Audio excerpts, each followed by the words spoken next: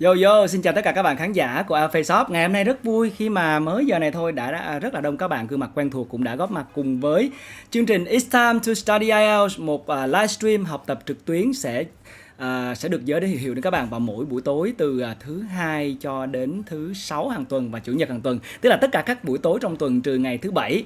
Ngày mai thôi là tụi mình sẽ có một ngày để nghỉ xả hơi rồi và dành cho mình nhiều dự định cho bản thân. Các bạn fan yêu thương và quen thuộc của chúng ta như thế nào? Nguyễn Lê Minh Thư, Trường Xuân Official bữa nay vào quá sớm luôn, đang học online để xíu nữa đi sinh nhật đúng không?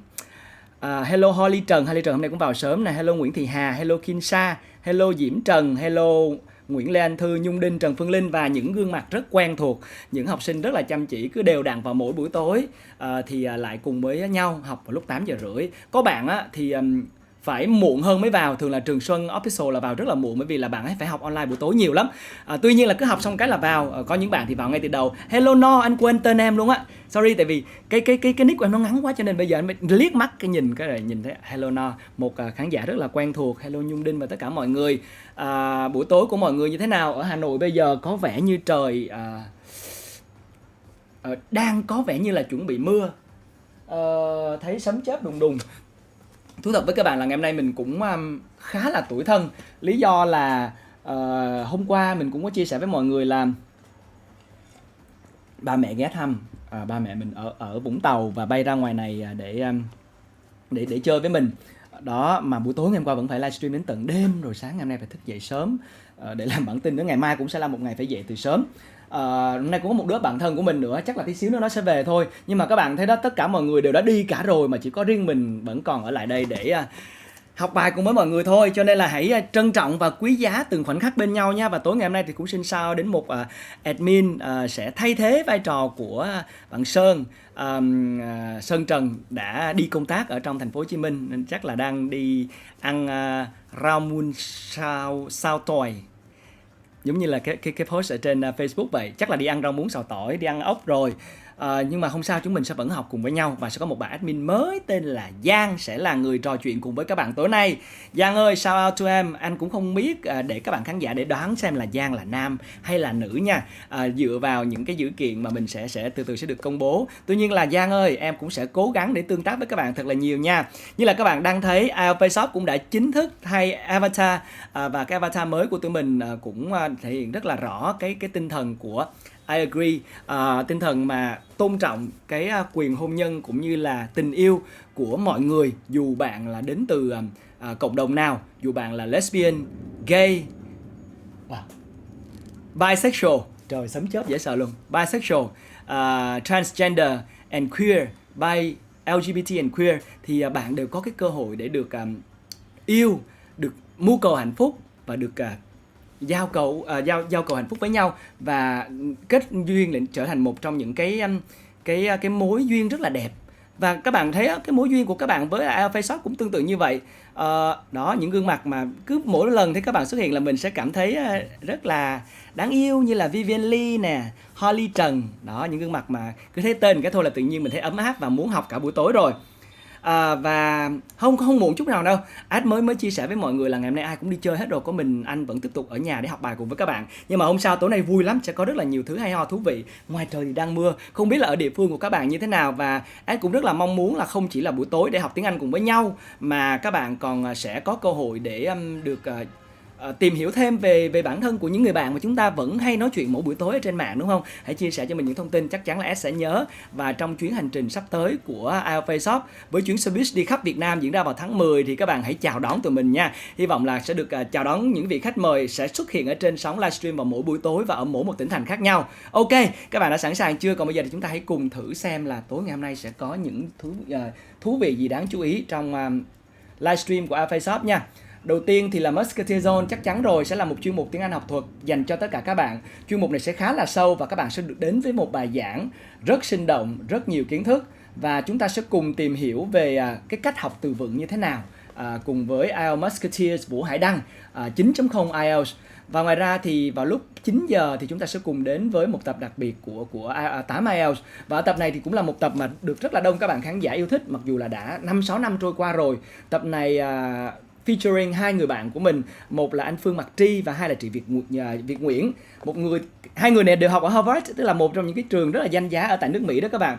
Và đến với chương trình này thì hai anh chị sẽ chia sẻ với chúng ta về chủ đề học bổng scholarship. Giống như là bữa trước các bạn khán giả mới ngày hôm qua tôi cũng đã trao đổi chia sẻ với nhau rất là nhiều, đó là nên đi du học ở đâu và cái ước mơ du học của mình nó có chính đáng hay không, chúng ta có thể đạt được nó thông qua scholarship. Đây sẽ là một tập rất là thú vị để gửi đến các bạn trong cái chủ đề về scholarship và university, những cái trường đại học của chúng ta, và sẽ là những câu chuyện liên quan đến trường Harvard, một trong những cái ngôi trường rất là nổi.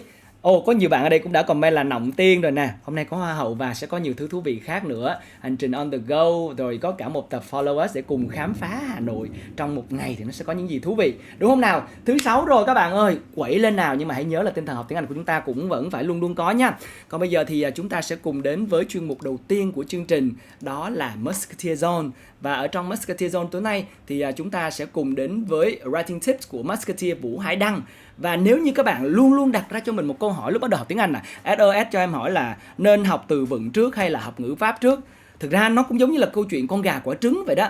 Cái nào nó cũng quan trọng như nhau. Tuy nhiên là đặt tầm quan trọng của nó trong bối cảnh nào thì bạn sẽ dễ dàng để có thể tìm ra cách để có thể học nó một cách tốt nhất. Và Musketeer Vũ Hải Đăng tối nay sẽ cùng giảng cho các bạn nghe về writing với cái chủ đề mình nghĩ là sẽ rất thú vị với các bạn. Grammar is key. Nào chúng ta bắt đầu nha.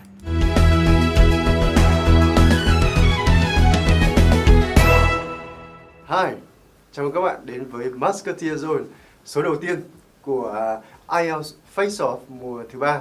Và tôi là Vũ Hải Đăng, 9.0 IELTS Writing. Tôi sẽ cùng với các Musketeer, các ngữ lâm quân khác của IELTS cùng chia sẻ với các bạn những cái tips hay nhất về cả 4 kỹ năng nghe, nói, đọc và viết trong kỳ thi IELTS. Vì thế hãy đồng hành cùng với chúng tôi, các Musketeer trong Musketeer Zone.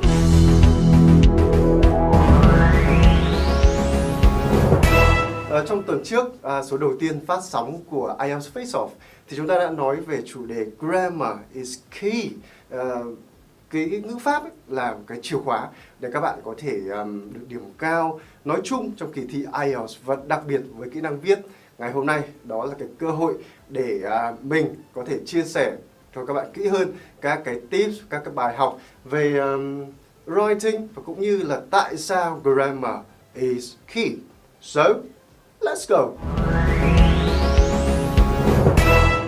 Nói chung thì mỗi khi mà nói về cái kỹ năng writing và nói về ngữ pháp thì một cái lời khuyên cực kỳ phổ biến đó là em cần phải học ngữ pháp thật là kỹ vào và cần phải học ngữ pháp thật là bài bản vào. Tuy nhiên đấy, chúng ta sẽ nhìn vào một cái bức hình sau đây để làm cái nhiệm vụ tẩy não trước khi bắt đầu bài học. Với mình ấy, thì đây là một cái lời khuyên mà mình gọi là lời khuyên rubbish, lời khuyên xứng đáng để cho vào thùng rác. Nếu như mà cái lời khuyên này ấy, mà các bạn đem ra để nói với các em học sinh lớp 1, nói với các cái bạn bé lít nhít và mới học tiếng Anh ấy, thì các bạn còn có cơ hội và còn có thời gian. Nhưng mà nếu mà cái lời khuyên này lại chúng ta đã học tiếng Anh đến nay và nói chung là các bạn để đi thi IELTS chắc là cũng phải trẻ thì cũng phải là cuối cấp 2, trẻ hơn nữa là cấp 3, hoặc phần lớn là chúng ta sẽ rơi vào lứa tuổi đại học. Vì vậy nếu mà vấn đề ngữ pháp nó đã rơi vào cái chuyện hỏng rồi ấy, thì nó đã cả một quá trình rồi. Chúng ta sẽ rất là khó để bây giờ quay trở lại và để nói rằng là ok, hãy học ngữ pháp một cách bài bản hơn. Vì nói thật là nếu mà khuyên như vậy thì chúng ta sẽ chẳng biết bắt đầu từ đâu cả. Vậy thì ngày hôm nay chúng ta sẽ nói về ngữ pháp với một cái cách tiếp cận khác. Cách tiếp cận đó là chúng ta sẽ xác định lại cái mục đích của việc học ngữ pháp, và tại sao cái việc học ngữ pháp của chúng ta học nhiều ngữ pháp như vậy. Cả một cái chặng đường bao nhiêu chục năm học trong ghế nhà trường chỉ học ngữ pháp thôi và thi các bài thi ngữ pháp. Và đến bây giờ chúng ta vẫn cứ quanh quẩn vấn đề ngữ pháp. Vấn đề nó nằm ở đâu nhỉ? Chúng ta sẽ đến với cái vấn đề và phân tích sau đây. Nguyên tắc học ngữ pháp đó là học ngữ pháp không phải là để nhớ, mà học ngữ pháp sẽ là để quên.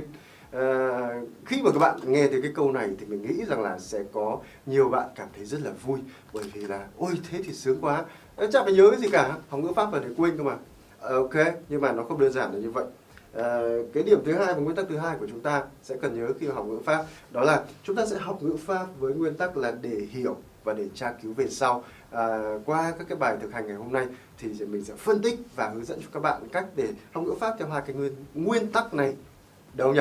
Nếu như mà ở bậc học phổ thông ấy thì phần lớn cả tôi và tất cả chúng ta đều sẽ học ngữ pháp với một cái mục đích rất là thực dụng thôi, đó là học để đi làm sao làm bài kiểm tra trên lớp được điểm cao, hay là đi thi các kỳ thi tốt nghiệp qua được không bị điểm liệt, hay tốt hơn là đi điểm cao. Thì đấy là học để đi thi các bài thi trong trường phổ thông. Ok. Còn bây giờ chúng ta học ngữ pháp để làm gì? Học ngữ pháp đối với việc thi IELTS thì cái cách tiếp cận của nó đó là ngữ pháp sẽ giúp chúng ta hiểu được và dùng được. Và bây giờ chúng ta sẽ đến với một bài test để kiểm tra xem là ngữ pháp của các bạn có thực sự là có dùng được không nhé. Chúng ta sẽ đến với một cái câu ở trong một bài thi IELTS thật nhé. Và nhiệm vụ của bạn cực kỳ đơn giản thôi.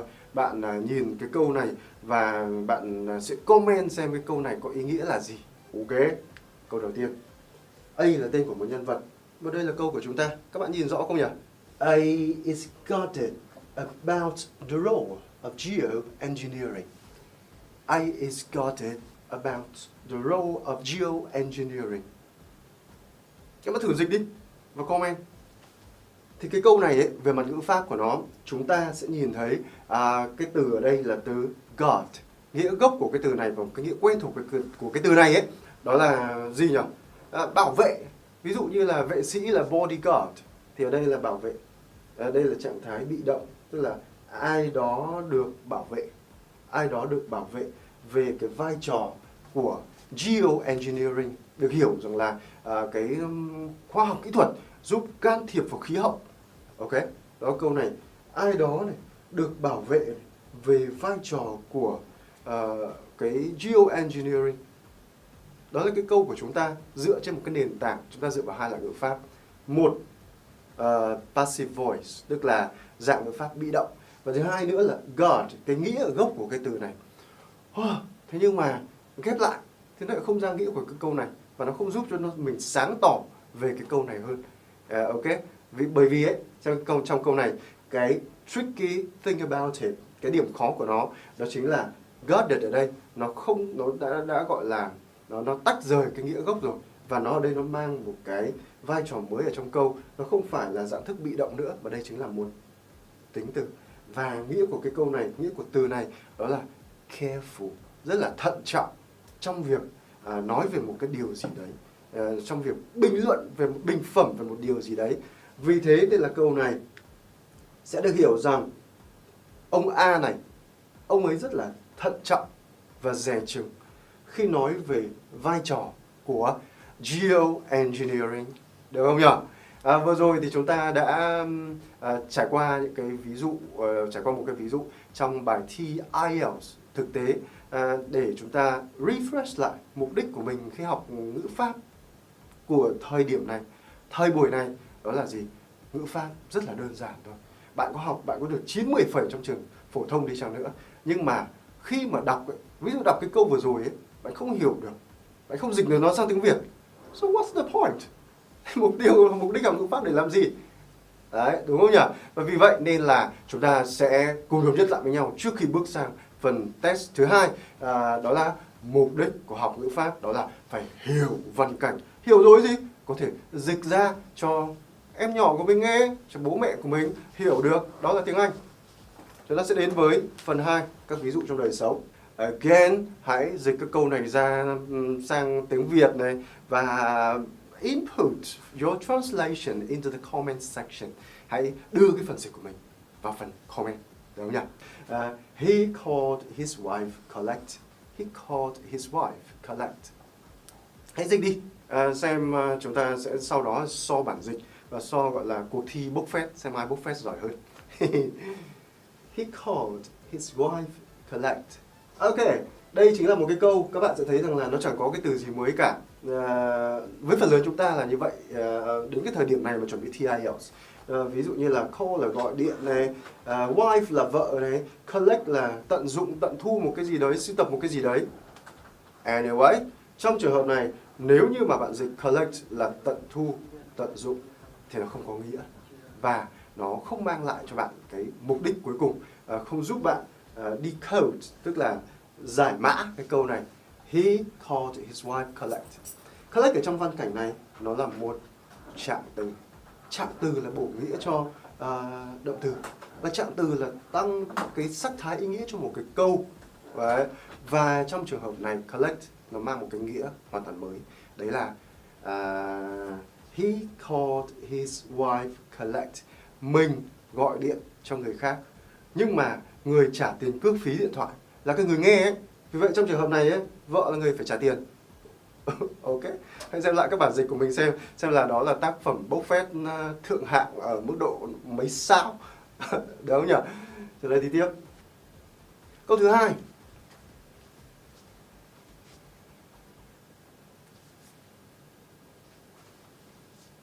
All soldiers, save one, were killed. All soldiers, save one, were killed. Hãy dành 1 phút, 2 phút để comment và phiên dịch câu này. All soldiers, save one, were killed. Soldiers là những người lính. Kill là giết một ai đó. Nhưng mà ở đây là chúng ta có trạng thái bị động, có cái động từ to be ở đây. Were killed, tức là bị giết. Come on. Vậy thì cả cái câu này có nghĩa là gì? Alright, cảm ơn các bạn đã rất là tích cực comment và cùng với mình giải mã câu khó. Thì các bạn đã thấy rồi đấy, là trong câu này ấy, thường là cái câu nó dễ nhất, đó là cái câu ngắn. Và nó lại có một động từ thôi. Như câu này nó lại có 2 động từ. Động từ were và động từ, thực ra động từ có động từ kill và động từ save. Nhưng mà các bạn sẽ thấy sự lệch nhau về mặt thời. Một bên thì sử dụng thời quá khứ, một bên đây là thời quá khứ, và một bên sử dụng thời hiện tại. Tức là ở đây chúng ta cần phải nghi vấn, có một cái sự nghi vấn nào đó. Và khi các bạn đã nghi vấn rồi ấy, mình sẽ đưa từ này vào trong từ điển mà mình hay sử dụng, đó là từ điển Online Cambridge Dictionary, từ điển Cambridge. Và các bạn sẽ thấy rằng là hóa ra là từ save này nó còn có một cái chức năng ngữ pháp khác, đó là chức năng gọi là gì nhỉ, giới từ ở trong câu, và nó mang cái ý nghĩa gì đây? Ok, meaning except for, loại trừ. Vậy là cái câu này có nghĩa rằng là tất cả các chiến sĩ trừ một chiến sĩ rất là may mắn, thì tất cả các chiến sĩ còn lại đã tèo. Đây là một ví dụ khá là ngắn. Các bạn hãy đọc trước nhé. She disliked having another touch her without her leave. She disliked having another touch her without her leave. Mình hãy thử xem nó có nghĩa là gì. Và hãy thử comment, thử dịch xem. Mình đã lựa chọn cho cái câu mà nó có cái từ rất cơ bản. Dislike là không thích, touch là chạm vào ai đó. Còn phần còn lại thì các bạn tự làm, vì nếu không thì nó sẽ lộ bài mất. Ok, đó, chúng ta sẽ cùng so bài nhá. Cái nghĩa của câu này có nghĩa rằng là trước khi đi vào nghĩa thì chúng mình sẽ phân tích một cái chỗ khó đã. Ở đây cái từ khó đó là leave. Thì theo cái nghĩa bình thường phổ thông nhất mà chúng ta hay gặp, đó là leave mang một cái nghĩa đó là rời khỏi một chỗ nào đó, và nó là động từ.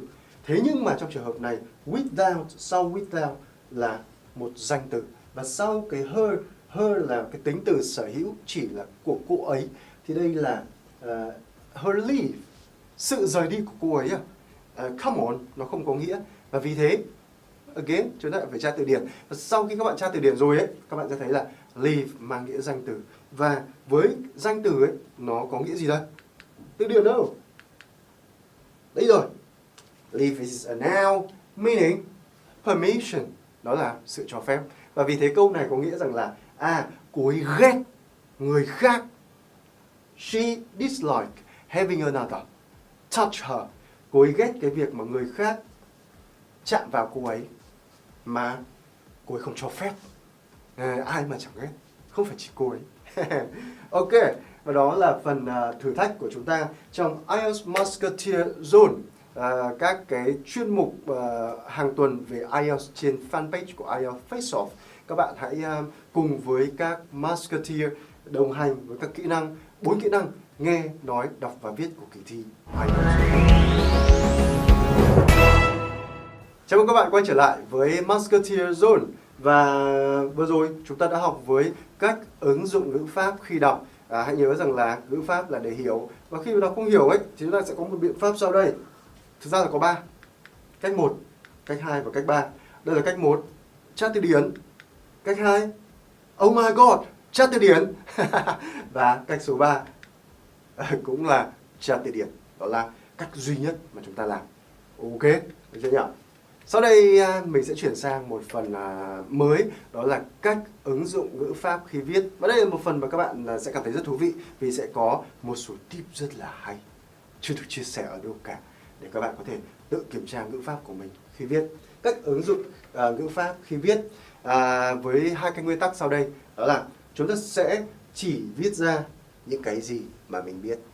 Cách 2, kiểm tra và kiểm tra. Mình kiểm tra bằng cách nào? Nếu như mà các bạn có máy tính này, và hầu như bây giờ ai chẳng có máy tính, các bạn có smartphone, ai chẳng có smartphone. Vì thế có nghĩa rằng là cái công cụ để kiểm tra sẽ nằm ở trong tay của chúng ta. Đó là Google và Cambridge Dictionary Online. Chỉ cần nhập cái cụm đó vào trong Google thôi là các bạn sẽ ra được. Tuy nhiên ấy, trong phần kiểm tra này chúng ta sẽ sử dụng cái công cụ Google trước nhé, để các bạn xem cách Google giúp chúng ta kiểm tra câu của mình một cách thần kỳ thế nào. Ví dụ phía bên trên này tôi có một câu gốc flowers can't pollination themselves. Đại loại cái từ này là nó là thụ phấn ấy, giúp cho cây cối đơm hoa kết trái. Cái từ này nó là như vậy. Và đây là câu gốc. Tóm lại là bạn viết cái câu này dựa vào một cái kiến thức nào đó bạn có ở trong quá khứ rất xa xôi và ra một cái câu như thế này. Và sau khi paste vào Google thì đây là kết quả. Từ can't nó chuyển thành can. Từ pollination nó chuyển thành pollinate. Và themselves thì giữ nguyên. Hóa ra là cái ông viết câu gốc này, ông không hiểu gì hết. Một là cái từ này là danh từ, ông lại đập vào cái chỗ động từ, đây cần một động từ thì đập danh từ vào đây. Cái điểm thứ hai nữa là không hiểu về mặt kiến thức. Đó là flowers bảo rằng là nó không thể tự nó thụ phấn được. Ai mà thế? Google bảo là có thể mà. Nên chúng ta sẽ sửa lại 2 thứ. Một là kiến thức nền, và thứ hai nữa là động từ, tức là vị trí của từ vựng ở trong câu phải đúng với mặt ngữ pháp. You need a verb here. Câu thứ 2. Ok. Các bạn trước tiên tạm thời không nhìn vào câu thứ 2. Hãy nhìn vào câu đầu. Environment pollution impacts a lot to food production. Câu này nghĩa là gì nhỉ? Đại loại là cái sự gọi là ô nhiễm môi trường nó ảnh hưởng rất nhiều đến việc sản xuất lương thực. Vậy nên là khi đưa vào Google ấy, cái gì không biết thì chúng ta sẽ tra Google. Environment thì chuyển thành environmental. Ở đây chúng ta cần một tính từ. Impact thì Google đã sửa lại thành impact a lot too. Hình như có cái gì đó sai. Không cần biết là sai cái gì, nhưng tóm lại là Google bảo rằng là nên dùng là affect, tức là ảnh hưởng lên cái food production. Affect cộng với cả danh từ, và sau đó là theo cái nhiều cách khác nhau. Tuy nhiên thì chính cái câu sửa này nó là bị hụt mất một cái từ cuối cùng. Cái chữ cuối cùng đó là waste, ở đây là phải có sc nhé. Nó bị nằm ở cái cuối của cái slide này nên là nó bị hụt mất một cái chữ đó. To have an impact on something. Nếu mà muốn dùng thì phải là dùng cái công thức này. Hoặc là dùng động từ sẽ là to impact on something. Chúng ta đến với cái câu tiếp theo. Conserving wildlife is one of the top concerns. Và đây là câu sửa. Câu sửa ấy, khi bạn nhập vào conserving wildlife, Google lại chuyển thành wildlife conservation. Và cái concern ở phía trên của bạn, đó là một trong cái điều mà bạn này bạn muốn nói. Đây là một cái bài từ bài viết của học sinh của mình, nên là mình mới hỏi lại là em muốn nói cái điều gì ở đây. Thì cái bạn đó bạn mới bảo rằng là em muốn thể hiện cái ý là cái việc mà chúng ta phải bảo vệ động vật hoang dã, đó là một trong cái mối quan tâm lớn nhất của loài người.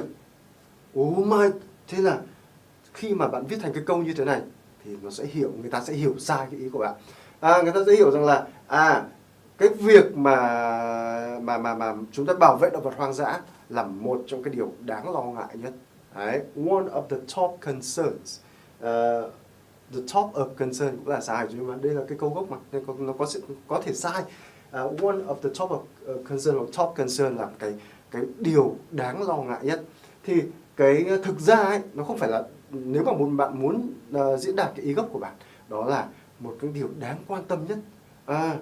Tiếng Anh nó có từ priority. Priority, top priority là cái mối quan tâm cao nhất. Và đây là câu chuẩn. Wildlife conservation is one of the top priorities. Ok.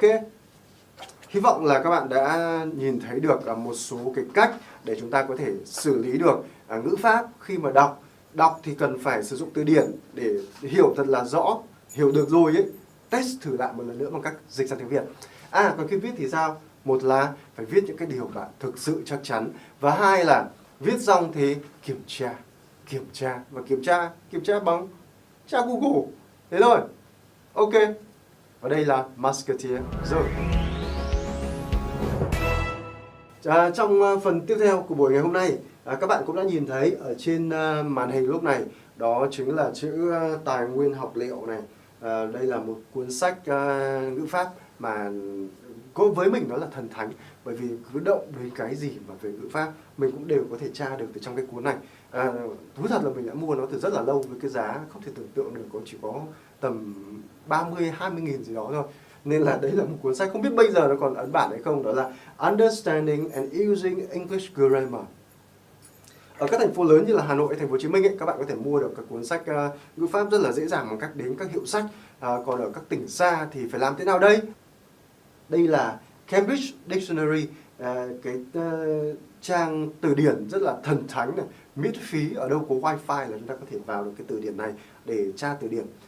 Ở đây các bạn có thấy cái mục nho nhỏ ở chỗ này, đó chính là grammar, là ngữ pháp về tiếng Anh. Nếu như mà các bạn điền một mục từ vào trong cái mục search ở đây và sau đó tra về grammar là nó sẽ có giải thích cặn kẽ về ngữ pháp của cái mục từ đó.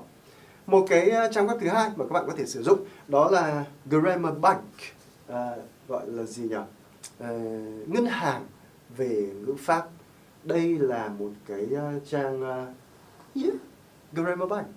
Đây là một cái trang mà mình thấy rất là hữu ích, bởi vì họ có các bài thực hành. Họ cũng có phần lý thuyết, giải đáp về mặt lý thuyết, nên là vừa có gốc mà vừa có ngọn. Các bạn có thể vừa học lý thuyết và vừa thực hành.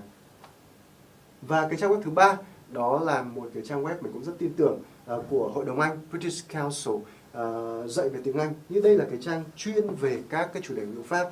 Nào là pronouns, possessive, adjective, pronoun này, tính từ này, danh từ, nói chung là về mọi thứ. Nên là các bạn có thể, đặc biệt là các bạn mất gốc thì sẽ cực kỳ thích trang này.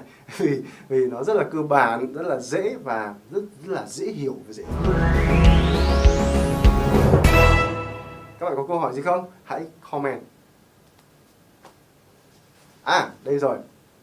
Có bạn hỏi rằng là thầy ơi, thầy bảo rằng là khi viết thì phải viết ra những điều mà bạn phải chắc chắn và biết. Ok, cái câu hỏi của em rất là thông minh. Nhưng mà em chả biết gì thì em viết cái gì đây?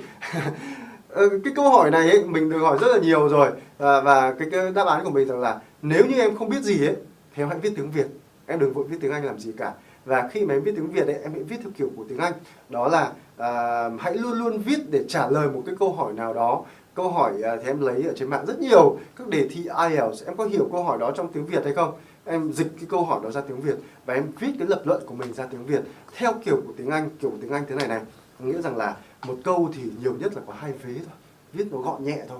Và mỗi một vế em viết về một điều thôi, đừng có viết dài dòng quá. Và mỗi một vế như vậy thì hãy viết có chủ ngữ, câu nào phải có chủ ngữ và có động từ kiểm soát được những điều đó. Alright. Và sau đó thì em hãy sử dụng chính cái đề bài của mình và sử dụng cái phần mà mình vừa viết.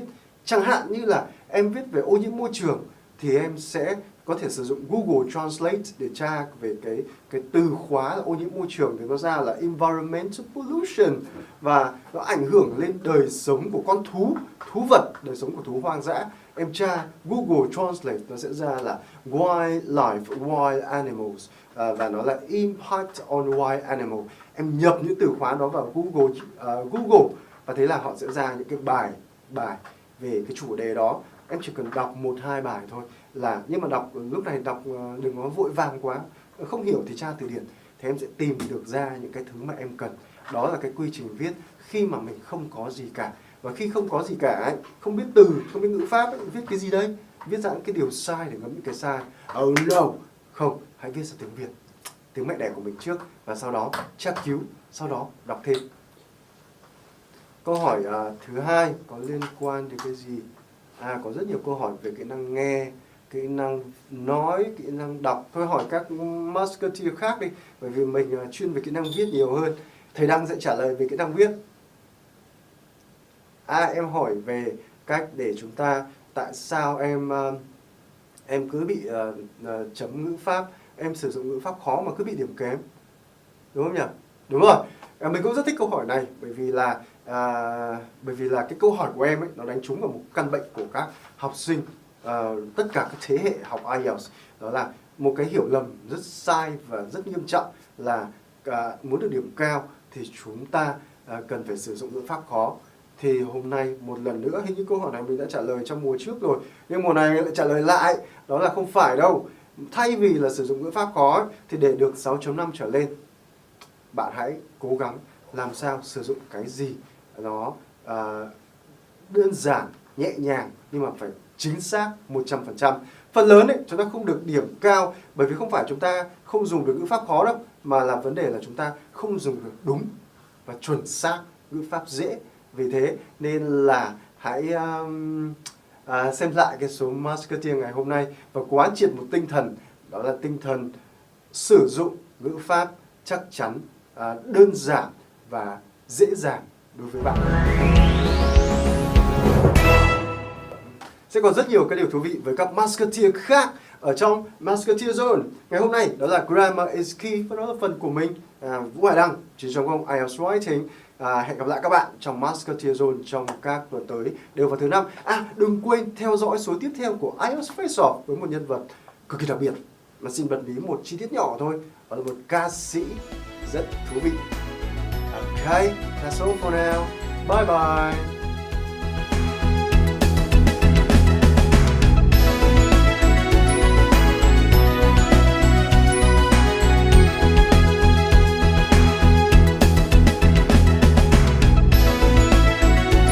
Wow, bạn đã học được gần 1 giờ rồi, cố lên, hard work pays off guys.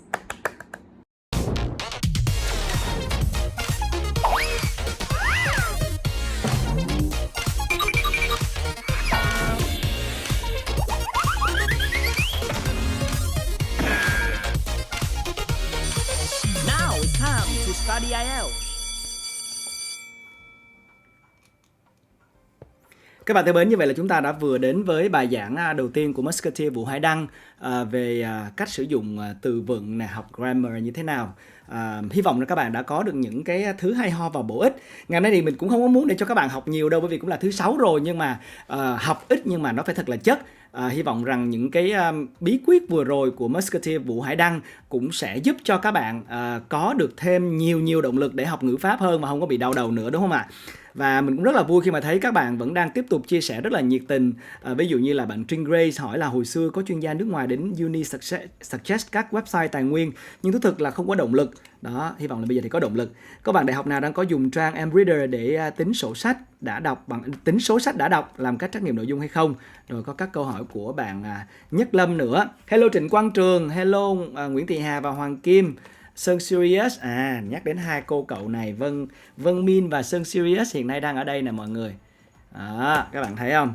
Trong khi mình đang ngồi ở đây, ba mẹ cũng đi chơi, ngoài trời thì mưa rơi, bạn chồn thì cũng đi chơi chưa về nhà. Mình có thằng bạn thân xíu nó sẽ xuất hiện ở trong đây để chia sẻ cùng với các bạn. Đó sẽ là một người bạn đặc biệt của mình, đi chơi chưa về, ở ngoài Sài Gòn mới ra đây. Ok, rồi. Các bạn có đoán được là các bạn này đang ăn món gì không? Và món đó tiếng Anh gọi là gì? Các bạn có nhận ra ba gương mặt ở đây là ai không ạ? Đây là Sơn Sirius nè. Đó. Các bạn thấy chưa? Đây. Đó. Và đằng xa là Thanh Vân và Thu Dương của Apple News.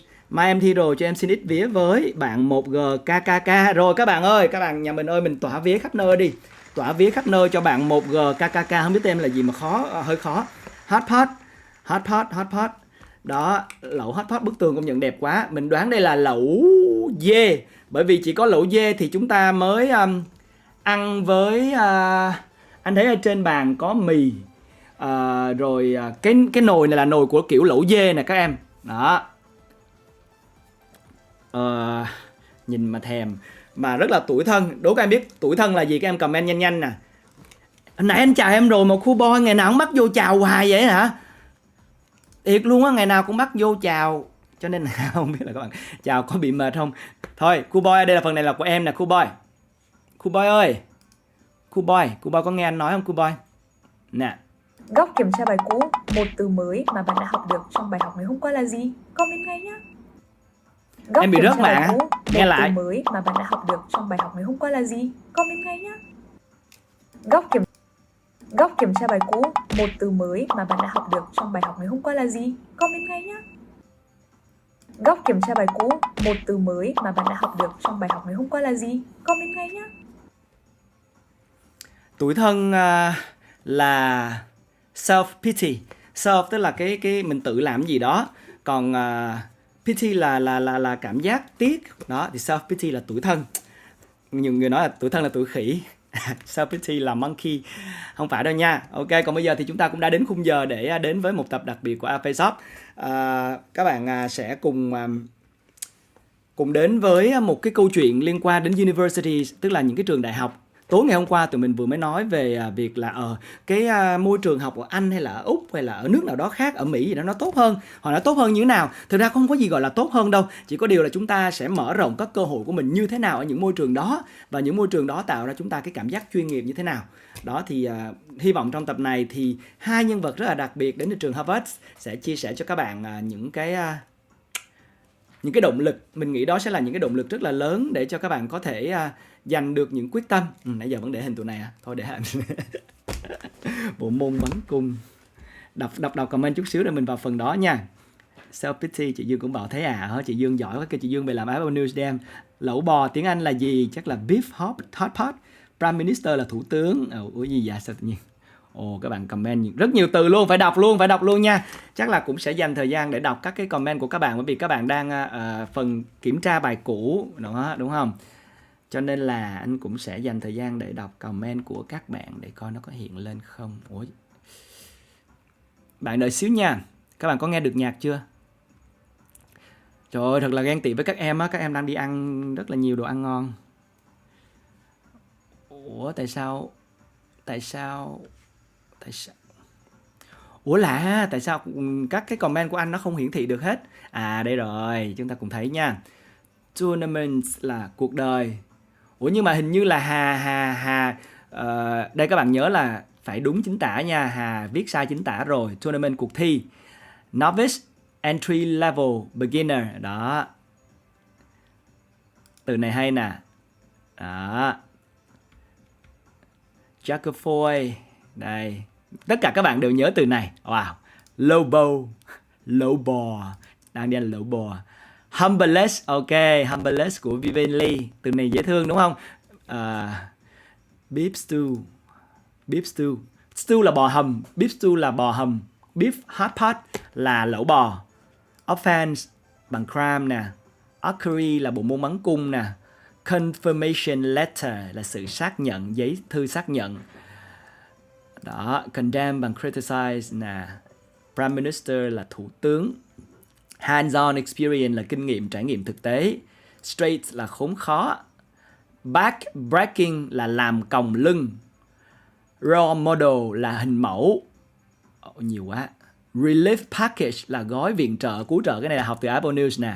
Đó, greasy nghĩa là oily, nhiều dầu mỡ, hay quá, đúng không? Tối ngày hôm qua tôi học được nhiều từ quá trời luôn, giỏi. Hôm nay Oliver Sơn lần đầu tiên xem live toàn bận nên sẽ ngồi vừa làm việc vừa nghe lại nè anh. Dễ thương của Oliver Sơn, cái này là trực tiếp nha Sơn, cho nên là có cầu cứu gì hoặc là có yêu cầu gì thì cứ hãy sẵn sàng.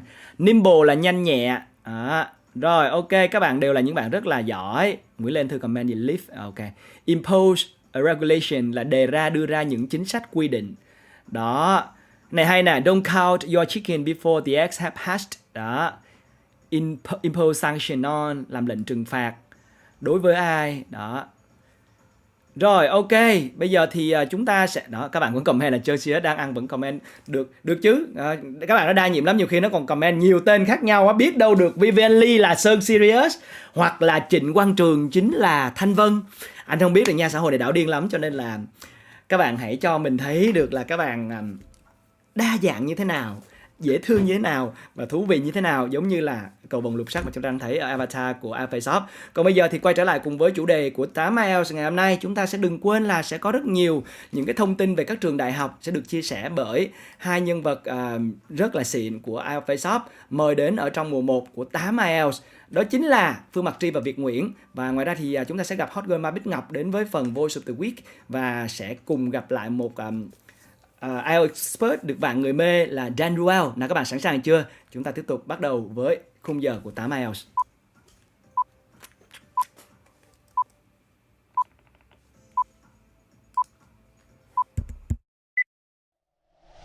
Hey, welcome back to 8 IELTS. Woo, this is great, thank you. Back to you. And you know, we'd like to say a big thank you for everybody that's following our show because, thank you.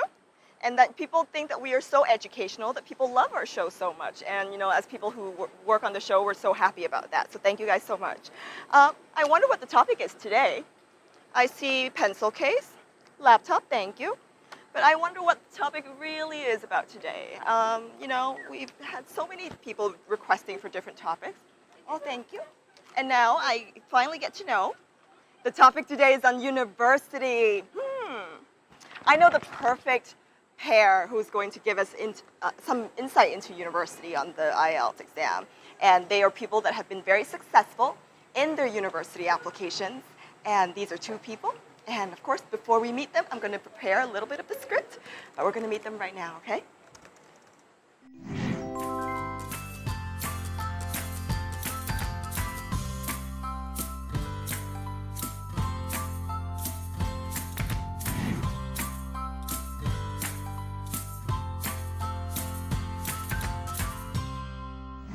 Hey, you're back with us in the studio, and right here we have two people that's going to talk to you about university.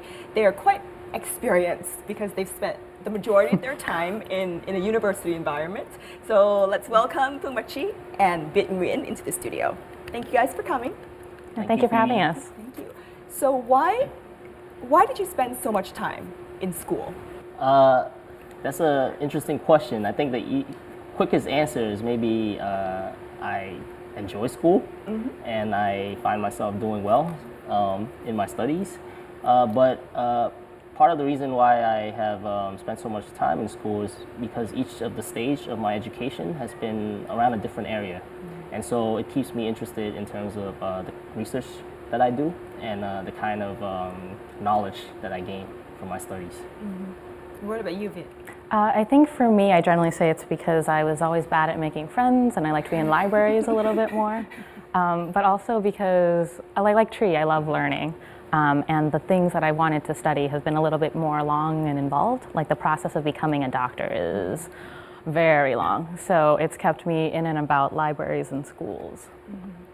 And a lot of the people want to ask, you're both from very prestigious institutions in the US. How did you get into those institutions?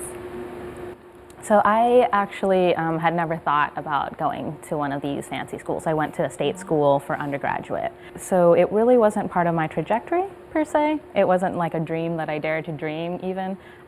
But it turned out that I think like life sort of brought me there in many ways. And partially, I think the process was that it seemed like a good school for my professional development at the time. And for me, I'm about to apply for residency again. So I'm diving into the letters of recommendation and the personal statements and the transcripts and things like that. And it makes me realize that preparing for these applications is a long process. It's been my entire life. It's not the 3 months before the application is due.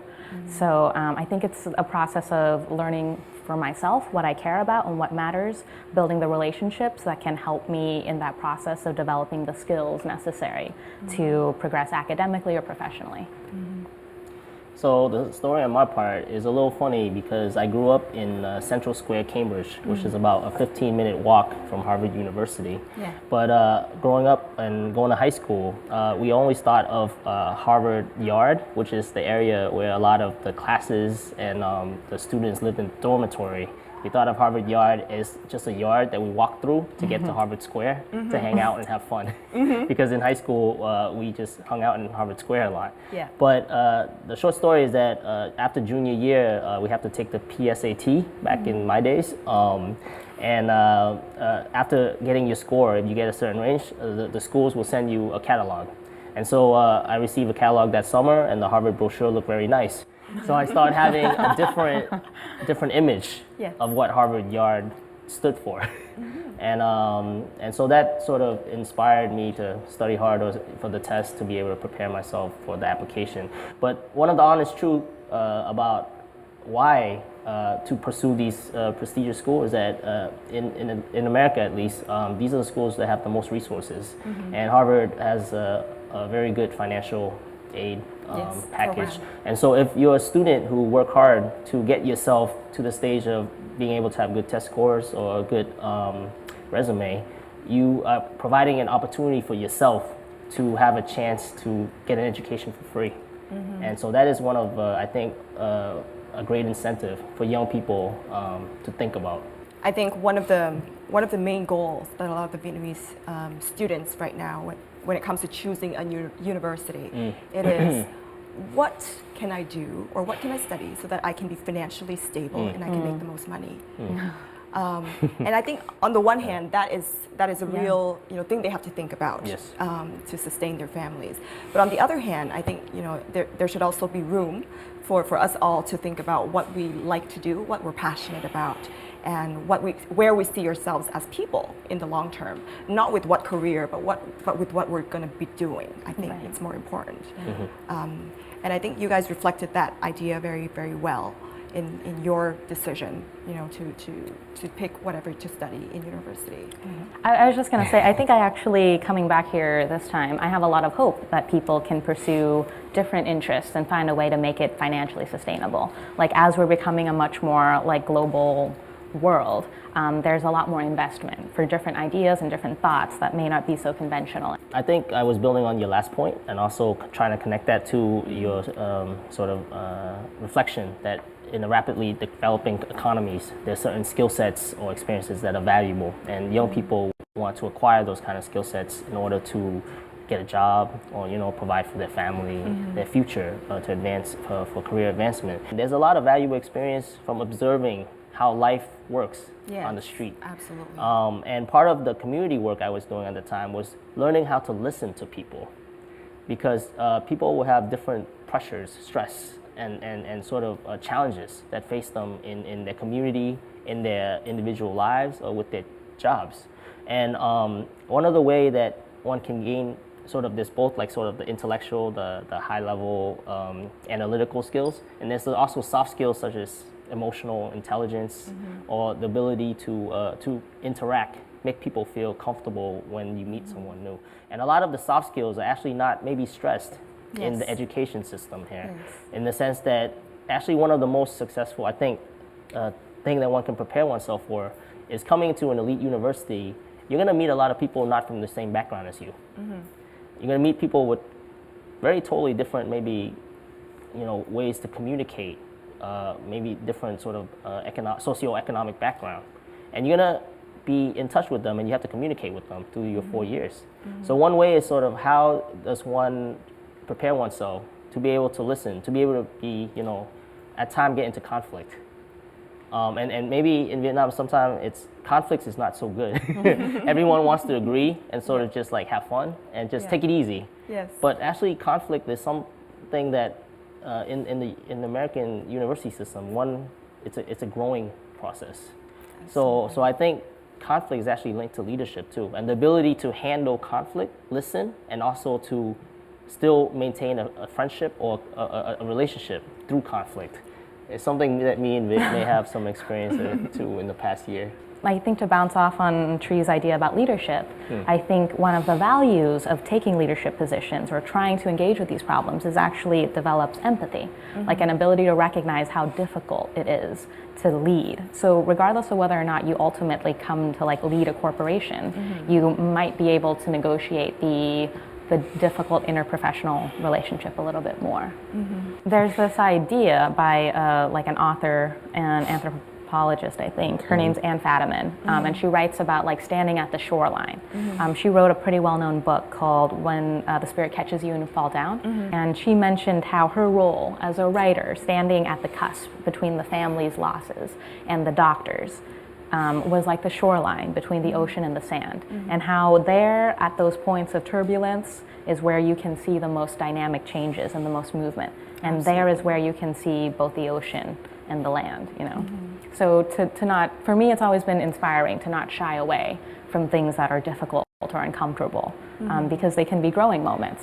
Absolutely. One point I want to highlight, which builds off of what it just mentioned, and also may be useful for students in Vietnam wanting to have an aspiration for studying overseas right? And or preparing themselves culturally for that transition, is that one thing that Viet and I share in common is the experience coming from immigrant background. Our parents were immigrated from Vietnam to the United States when I was very young, before Viet was born. But we grew up, these dynamics of conflict and change and empathy is extremely important in our life experience for survival in some ways. We grew up in immigrant families in which our parents were navigating a completely new cultural system, trying to make a living. Whereas we were learning the language, acquiring a new tongue in some ways, but then how does that language, how do we communicate that back to our parents who are in some way from another culture, from a Vietnamese culture? Whereas we are somewhat hybrids, or we are hybrids, Vietnamese, American. And then when we get older and become more fluent in sort of like the institutional workings of a new country, we either have to translate or support our family in navigating that. But we also have new aspirations, being raised in that system. And so that also leads the question to, a lot of adaptation, flexibility, but it may lead to also our experience of coming back to Vietnam afterwards and how that plays out. I think, you guys touched on a lot of things, that I think that's very important. And to viewers watching at home, I think you're probably, if you're considering university, you're also faced with the big question of, who you are, of how you are academically compared to others, what university choice, how is that going to influence your future? But if you've listened to our conversations, I think a lot of, the things that we should really, really be focusing on is who we are and how do we protect ourselves and what do we want to do, not necessarily in terms of career, but where do we see ourselves affecting, the community and affecting other people. And I think those are some of the key points that we should also look at when we consider university options. Nowadays, there's a lot of information out there. You can look at how to apply to US universities online. You can look at how to apply to UK universities online. And if you're considering a Vietnamese education, focus well on your score in order to get into those schools. But at the end of the day, right, university is just a platform for us all to grow. And what we do with our university education and then what we do after university is also really important as well. So I think university is really just the starting point of everything. Yeah. Would you like to showcase each other and also us some things that are not academic, that are not that are fun, that are some of your talents? So I can do something. It's a silly song. I think maybe reflective of. I actually attended kindergarten in Vietnam, but then moved to the United States at the age of 7. So this is a song I like to do. It's a little silly. Hopefully it's fun. Maybe people will laugh. Definitely they will laugh about me. I will perform it too, but please excuse me if it's very silly. Yeah. And I will provide moral support. Oh, thank you, thank you, Vic. Vic, not Vic. Bài hát là một con vịt. One duck. Yeah. All right. So, một con vịt nó xòe 2 cái cánh, nó kêu lên quắc quắc quắc quắc quắc quắc. Gặp hồ nước nó bị bơm, lấy lên bờ nó quấy cánh cho khổ. Nếu mà nói sai, if I spoil something wrong in Vietnamese, excuse me, but it's been a long time since kindergarten, but I want to perform something just for fun. You know what I realized about that performance? You made one little mistake. Yes. At the end, you were like, "Vẫy cái cánh cho khô," right? And then you weren't shaking you weren't shaking the wings. You were shaking something else. Yeah, sorry. Maybe I was thinking the đuôi. So maybe tails, wings, yeah. But maybe Vit was probably doing it correctly. No. She was following you. Yeah, no. Maybe it's very embarrassing. Can I sit down now? She was following the mother duckling. Right. Okay, maybe, yes. All right, so Vit, what are you going to do for us? So part of my year here, I think I didn't grow up in Vietnam, and so I had never heard any Vietnamese folk songs or childhood songs. And throughout this year and through my travels and interviews and such, I got the chance to learn a lot of these classic Vietnamese childhood songs. And I was touched because they're so much more emotional and so much more authentic in some ways than the wheels on the bus, you know? So I'm just gonna sing a little bit. And I shared a bit about my mom. So I think there's that whole bit to it too. Let's see. Con yêu chân mẹ phải đi làm xa, con yêu tay mẹ trái sắm làng ra. Mẹ thường dậy sớm nấu nồi cơm đầy, mẹ thường ngủ muộn chăm đèn vá mây. Con yêu mẹ lắm bằng chân ông sâu, con yêu mẹ lắm bằng chân ông trăng, con yêu mẹ lắm bằng chân ông trời. Woo! Okay, and how did you learn about this song? And how is that related to you and your mother? So I had the privilege of going on this trip throughout Vietnam. And it was connected with a lot of different elements of promoting education as well as providing musical inspiration and parts of public health. And I was very fortunate to be able to share about a lot of different topics that are important to me, whether it's oral hygiene or more importantly sexual reproductive health to young girls, and Q&A consultations about general health issues like high blood pressure, joint pain, sleep problems. So in that process, I was introduced to a bunch of Vietnamese folk songs. Amongst them, there was this and Đi Đưa Cơm, just all these things that are tinged with this idyllic childhood in rural landscapes that I have never experienced, but I think have always sort of yearned for. And a lot of the imagery in that song, I think, speaks to my experience of what my mother was too. Someone who was always hardworking, who always made sure that people were fed first, who always stayed up late, you know, that kind of thing. Oh, absolutely. All right. Oh, we've got. Oh. Wow. Okay, so next up is the IELTS Marathon. Yes. So let's go. Break things up. This is the new version of IELTS Marathon Challenge. Here comes the devil's space, in which one of two guests will be blindfolded. Then the other one will guide the way to find the item based on the guiding description.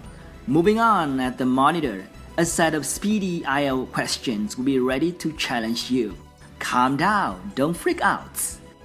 Since the last challenge could be the hardest one, sneak of shame. Our guests will have their arms and legs be tied together, but still have to move forward, avoiding eyesight of our host and at the same time collecting 5 letters. The last letter is kept by Phoebe, and our guests who have to persuade her to get this final letter, then form a word. Is it hard enough to challenge our guests? We'll see right now on IELTS Marathon Challenge. Hey, you're back on Tam IELTS, and this is the Tam IELTS Marathon Challenge, and we have 2 contenders today, not just one, and they are G and Viet. Welcome them. Okay. So, you know, you guys have been so educated. You've been in school for so long. I assume this is probably going to be an easy challenge. Yeah. Well, we'll see how it goes. Looking forward to it. All right. So first up, we have a blindfold for you. And G, you're going to blindfold yourself. Okay. I'm very happy, Doc. All right. So right now, both of you will have to close your eyes. All right. 1, 2, 3. Close your eyes. You both can open your eyes, but I know only one person can see. Right. Viet, So- you can direct Chi now to find the information letter, the passport, as well as the set of keys. Okay. All right, my friends. Yes. I think that you should squat down Mm-hmm. and put your hands straight down. Okay. Go to the side, go to your right. Go to my right. Yeah. Okay. There's a Pick it pillow. up, let's see if we have anything. Pick it up. Confirmation letter. Oh. Reach out in front of you with your right hand. Okay. Did you hear that? Yeah, there you I go. heard something. Perfect. Good. Yes. Good work. Okay. Okay. There might be a problem. The confirmation letter needs to be detached. Okay. So, I take this off. Yeah. Good. Yes. Nice. Okay. Okay. So we have one more thing. Okay. I think it's a passport. Yes. So it's probably in a little container thing. Maybe you can move to your left. Your feet have a bunch of things underneath them. So if I were you, I would stand up, Okay. take a step back. Okay.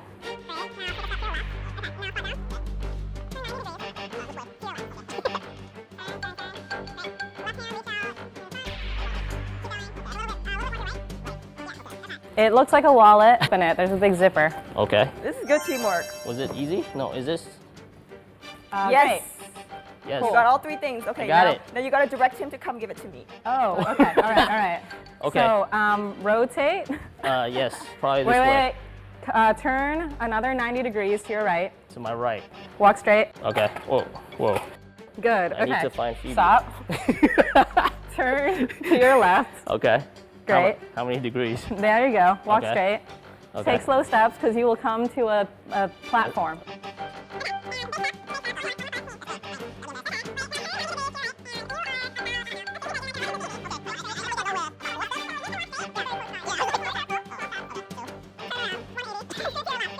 Come on, little duck. Oh, hi you there. did it. Okay, now hand it to her. She's to your right. Okay. Hi, Phoebe. Hi. Here's a key. Okay. Where are you? Sorry. And passport and my invitation letter to attend this Okay, thing. now I need your mask also. Oh, okay. Thank you. Let me see. That's perfect. You guys passed the challenge, and you're off to Yay. the next challenge. Okay. And please move on over there. All right, we are now moving on to the next section. These are some of the test questions that IELTS candidates have to go through. And we're going to start off with the headphone challenge. Chi will start it. May we have the sound, please?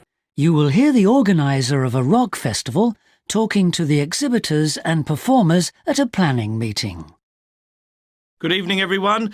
I'm glad you could all make this planning meeting for what promises to be the biggest and most colourful free rock festival ever held in the Southeast.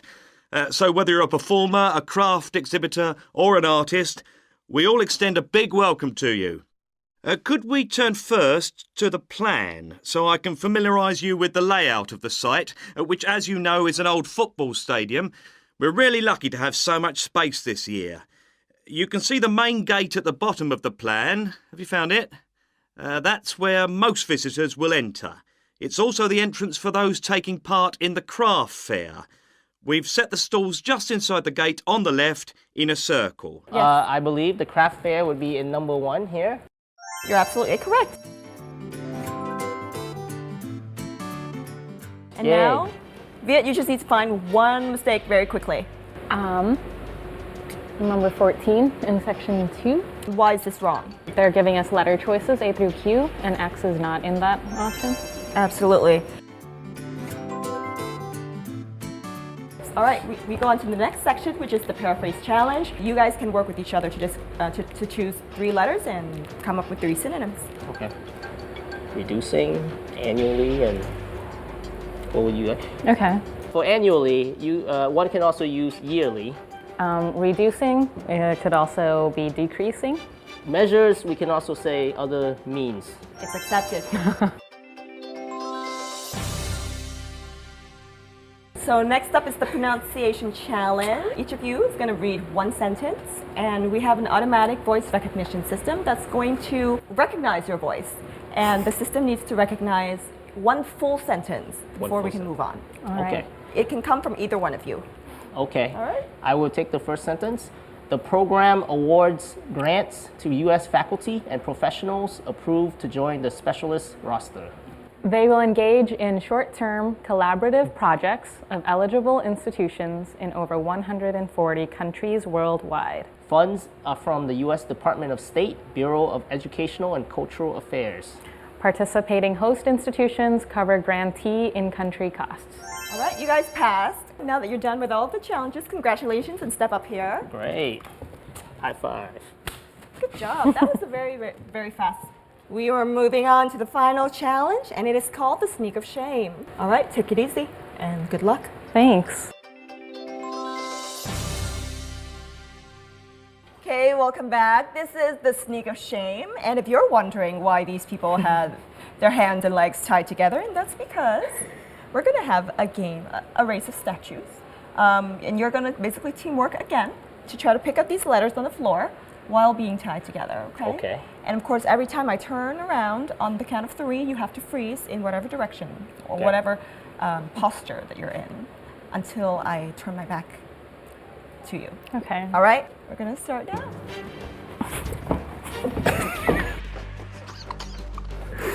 All right, sneak of shame starts now. 1, 2, 3.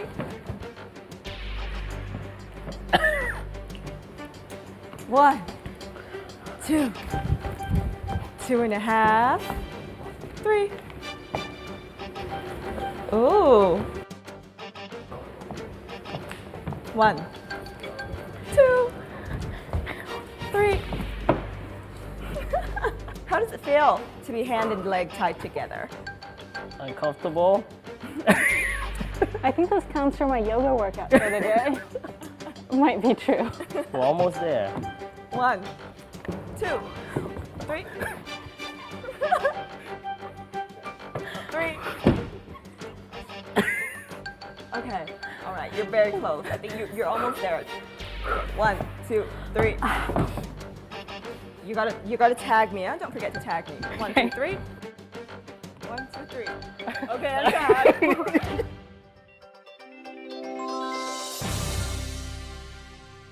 How did that feel? It's surprisingly challenging. Yeah, what was the most difficult part about that challenge? Being caught in difficult positions, literally. How did you communicate to move at the same time?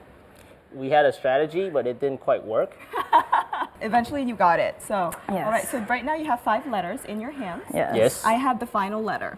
Okay. And I think you probably need my letter to form the word. How do we get this last letter? You have to convince me to give it to you. Okay. Maybe we should strategize together. Okay, you got 2 minutes to strategize. Okay, let's move over here. Let's strategize. Okay. I don't actually know, sir.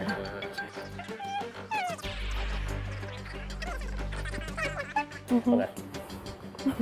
Okay, Phoebe, what is your favorite thing to do in your free time? Oh, my favorite thing is to eat steak. Steak. What if Vid and I offer to take you out for a nice steak dinner whenever you are free? If you give us that last letter so we can manage to figure out how to spell. Wow, you're the first people on the show that have offered me a tangible benefit to giving you the letter. So I feel very powerful in this position here. This offer will only last for the next 30 seconds until we get a chance to offer you whatever that is. So you can buy in or maybe rise it. Okay, I buy in. I buy in. When it comes to food, I buy in. There you go. Thank you so much. All right, Okay. great. So now we get to figure out. Yes, so now you have all these letters. What can it be? Okay, so we have a C and an I, a T, two Okay. M's, and an O. Okay, let's see. Maybe you should hold on to these. O-M, Om. Let's see, something with Om. Something with Om. Something with IC. Maybe. Let's see. What if it's Yeah. saying? Oh, let me And see. the M's probably go I think together. they have it. I think they have it. Oh, maybe Yeah. this is very relevant to Here. what we just asked you, Phoebe. It See. spells Oh. commit. Commit. It's also the fastest unscrambling session that we've ever had on the show. Oh, Congratulations, Two you brains. got the letter. thank Two you. brains. And we hope that today has been a wonderful chance for us to discuss with you about the tactics for studying and for IELTS. Thanks so much for participating in the game. Thank you for being on our show. And if there are 3 words or 3 vocabulary pieces of advice that you'd like to give to our audiences watching at home about university and university admissions, what will it be? I would say hard work, I would say personality. and I would say discipline, self-discipline. I would say joy. Joy. Oh, that's a very good word. Yeah. Yes. I think because it's important for us to love what we do. Right. Yes. And it's not just about work, it's also about studies, it's also about university applications as well. So try as much as possible to love what we do. Right. All right, thank you guys. Thank you so much for having us on your Yeah. show. And for you guys watching at home, this is an opportunity for you to not only learn about university admissions, but it's also an opportunity for you to, find some inspiration to discover yourself, discover what you like, and discover things that are outside of, that paper application.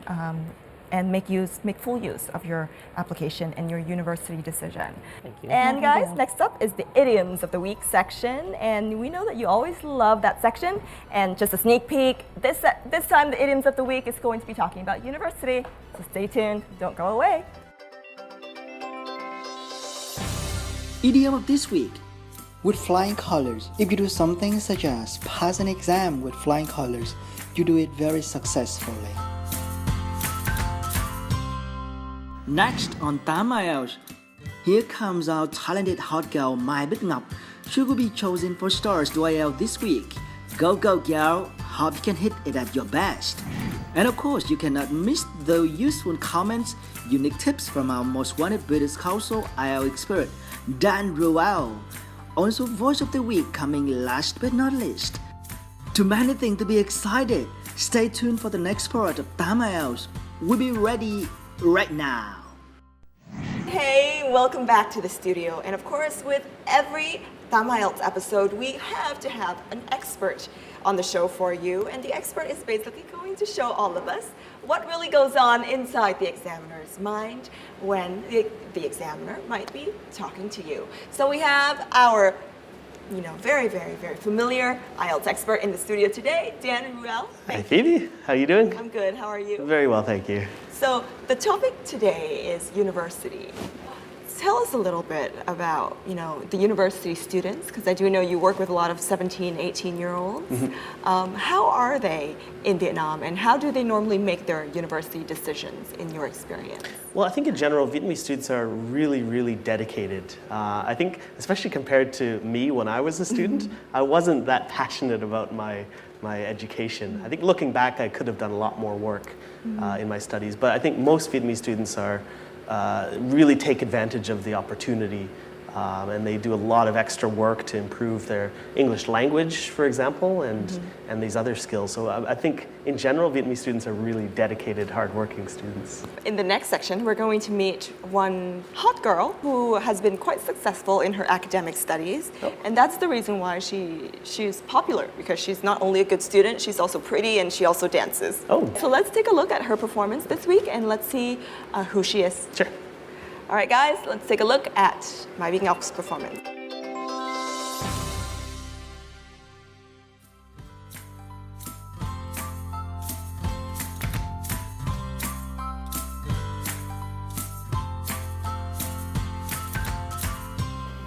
Hello, good morning. Good morning. Can I ask your name, please? My name is Ngọc.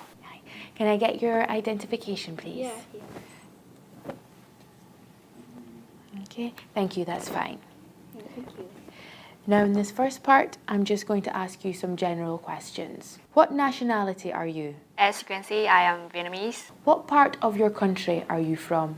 I come from the north of Vietnam, Red River Delta in particular. How often do you use the computer? I use the computer frequently for different purposes, such as studying, chatting with my friends, searching for data. Do you like using the internet? Undoubtedly, I do like, because I think the internet gives me anything I may need for any purpose I may have.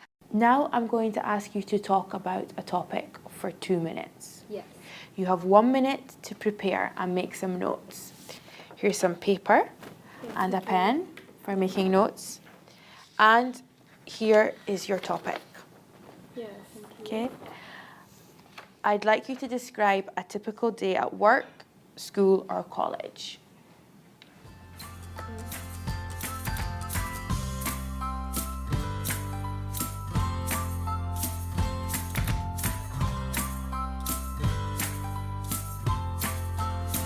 Okay? All right? Okay, so you have 2 minutes. Can you start speaking now, please? Since I'm senior at my university, my daily routine is quite complicated with a lot of tasks to do from Monday to Saturday, except Sunday when I can enjoy the whole day by myself. I do my graduation thesis every morning, then I take a rest a little bit at noon before going to the law firm. I'm working as an intern in a law firm, not very far from my home. I'm responsible for preparing some documentaries for some simple cases to help the lawyer in my firm. After working, I go to the gym. Yeah, I love this one because I want to keep fit. 11 p.m. is the time I finish all stuff in a day. I have a habit of reading novel before sleep. Yeah, I think that's my daily routine. If there is one thing I could change in my daily routine, I think it's my graduation thesis. Yeah, actually, I want to finish it as soon as possible to pay my full attention to my internship at the law firm. All right. So now I'm going to ask you some general questions about routines. What are the benefits and drawbacks of having a daily routine? Well, I think daily routine allows us to work more effectively and less stressfully because we are used to it. It's more important to the people who have a bad memory like me. However, it's reasonable to say that daily routine is quite boring to somebody active and dynamic. What factors influence most people's daily routines? There are several things contributing to a person's daily routine. Firstly is age. Yeah, an old person cannot have a dynamic timetable like the young. Besides, the characteristic of the timetable maker should be considered. I think so. Thank you very much. Yes. The speaking test is now finished. Yes, thank you very much. All right, Dan. That was Mai Bích Ngọc, the hot girl.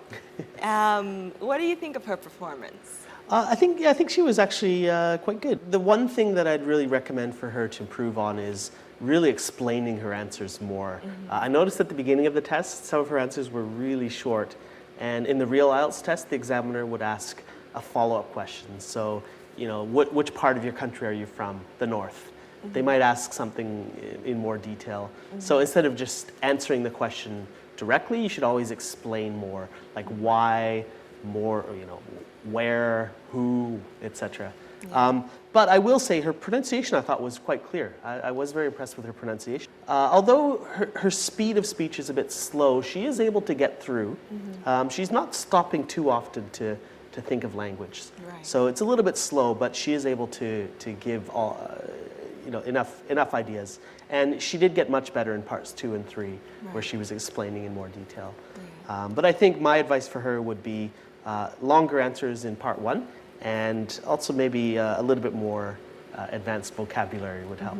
Apart from the delivery of speech, what are some of the good vocabulary that she used? I didn't hear any idioms. That was one thing I noticed was missing.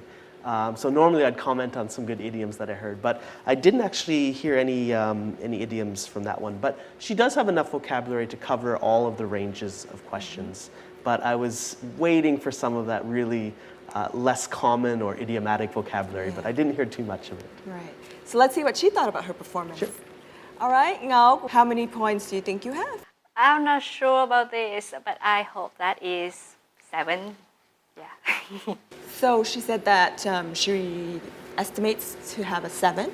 Do you think it's a fair assessment? To get a 7, I think she'd need to work on her fluency, which is the first category, which would be speaking a little bit faster and extending her answers a bit more. And also in her vocabulary, like I said before, trying to use more less common vocabulary and some idiomatic language. So I think she's close, but she'd need to do a little bit more to get a 7, I think. Yeah, I think those are some good tips. So we're going to go on to the next part, and it is the writing section. Guys, the next basically clip for you is going to be the writing tips, and this is going to be on hedging language. Đỉnh quá Reup ơi, Trăng thật sự sắp 10 giờ tới nơi rồi, cố lên nào cả lớp ơi.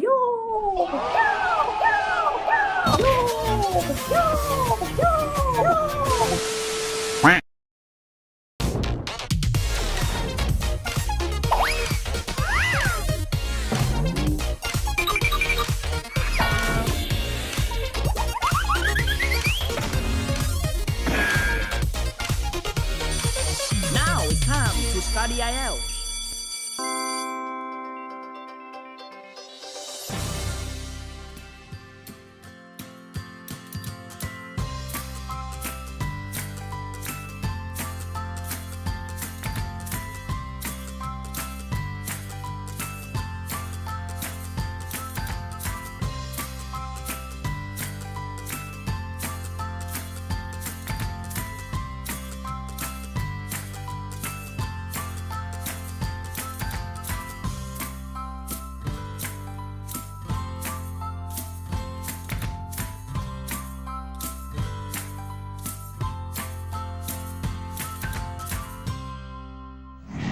So in Đỉnh quá Reup ơi, Trăng thật sự sắp 10 giờ tới nơi rồi, cố lên nào cả lớp ơi.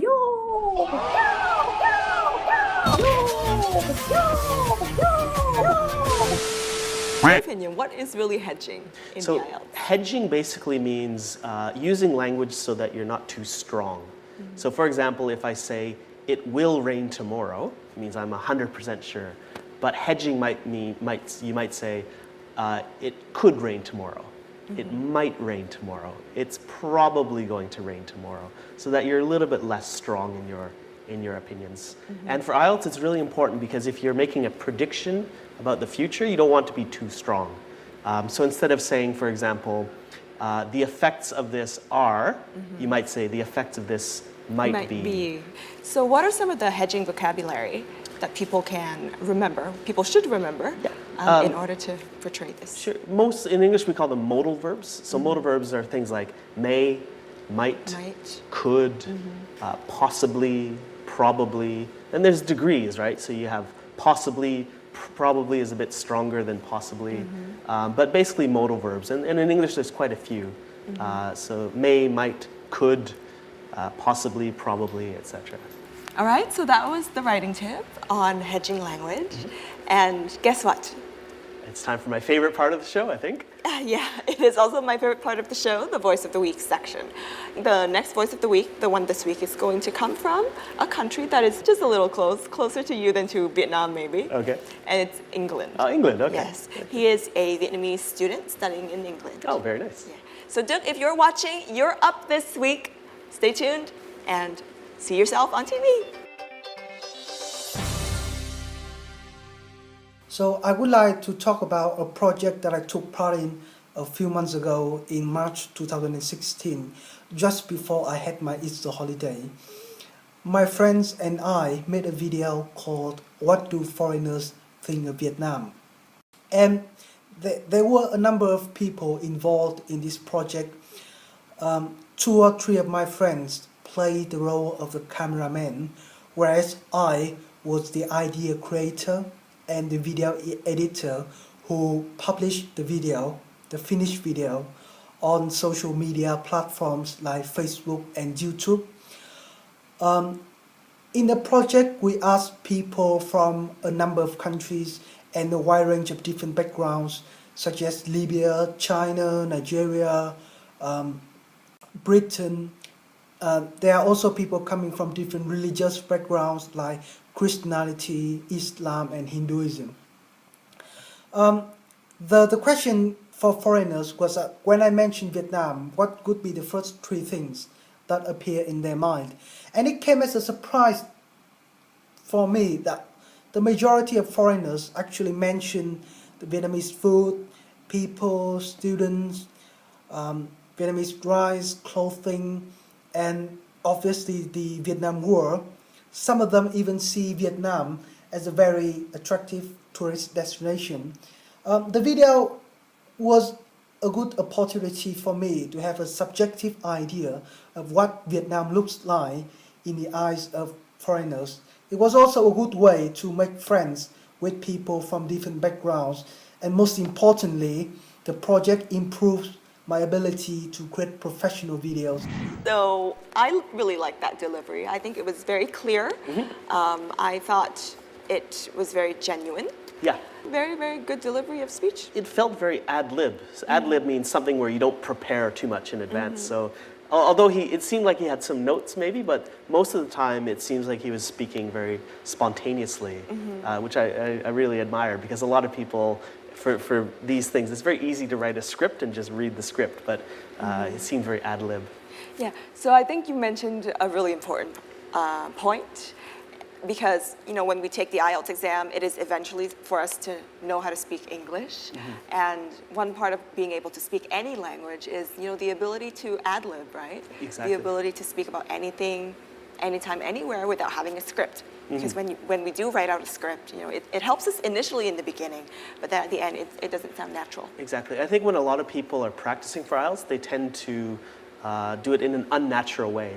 And when they get to the real IELTS test, they can't cope with new topics and difficult questions because they're so used to practicing and scripting their answers. So I think that's a really good example of dealing with speech naturally and in a very spontaneous way. Absolutely. Now let's come to the more fundamental question. Do you think a university education is necessary in this day and age? Oh, that's a good question. You see a lot of very high-profile people like Steve Jobs dropped out of university, Bill Gates dropped out of university, and a lot of people think that if these superstars were successful without university, why should I go to university? Yeah. But the reality is, I think those are some very, very few exceptions to the norm. I think this day and age, having a university education is like having a high school education, say 20 years ago. It's kind of like the new baseline. So I think it's still important, but not every university education is equal. So it's kind of, what do you want to achieve from your education?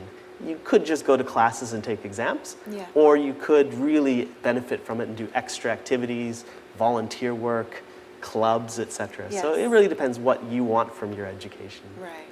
And I also think, the mentality that a university education is not necessary because all of these people have succeeded without one is kind of like a fallacy, because, it works for other people, it doesn't necessarily mean it works for you. So I think, for people that are deciding whether to go to university or how to go to university, should really consider what they want and what is required for where they want to be in the future. Exactly, and it depends on the field. I mean, there's certain fields where a university education is not that important. Correct. You know, like for example, if you're a graphic designer, maybe it's more your portfolio and the things that you can show rather than the certificates that you have. So it does depend on your field as well. Agree. Yeah, but I think a lot for the Vietnamese education, a university is the entrance way to a better future. In general. So thanks so much for coming on to the show, for sharing some of your viewpoints on university. Thanks for inviting me back after all these episodes. Yes, and of course, as always, we hope that you come back. I'd be happy to. All right, so guys, this is the end of the episode on university, but of course it's not the end for your education because, you know, university is probably one of my best experiences. My college experience was probably some of the most memorable times I've had. So if you're preparing to go to university, hopefully you'll be able to pick a university that is right for you. And of course, if you need to study for the IELTS to prepare for that process, make sure you do it well so that you have a lot of options. But of course, as always, for every week, you know, we always remind you to take a video. We always remind you to use social media, use YouTube, use Facebook to send us your videos so that you can be featured on the Voice of the Week section.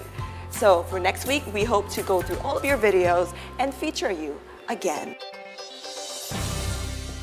We've come to the end of this IELTS episode on university. I hope that we've been able to inspire you to dream big when it comes to your university education. If you're already in the process, make sure you do all of your research and make sure you follow the right directions. And if you're still considering where to go, remember to explore your choices, explore yourself, as well as explore what you like and what you can do for the society. And that's it for this episode of IELTS. We'll see you again next time. But of course, it's not the end of my ending session because as you can see, we have the whole crew right here and they are all studying. And what's the moral of the story? The moral of the story is, even if you've had your university education, even if you've discovered your university, always make sure to continue to learn and continue to study. And because learning is just not always in the classroom, it's outside of the classroom as well. We'll see you again next time and it's bye-bye for real now. Ciao, ciao! Này mà, cố lên, học chăm quá. Tuyết ơi, giỏi, Tuyết ơi, đỉnh. Thêm một tí nữa thôi, con viên từ mới học. Một từ mới mà một từ mới mà bạn đã học được trong bài. Yay! Yo! Study IELTS with IFO. Mày về sửa nhất Sơn.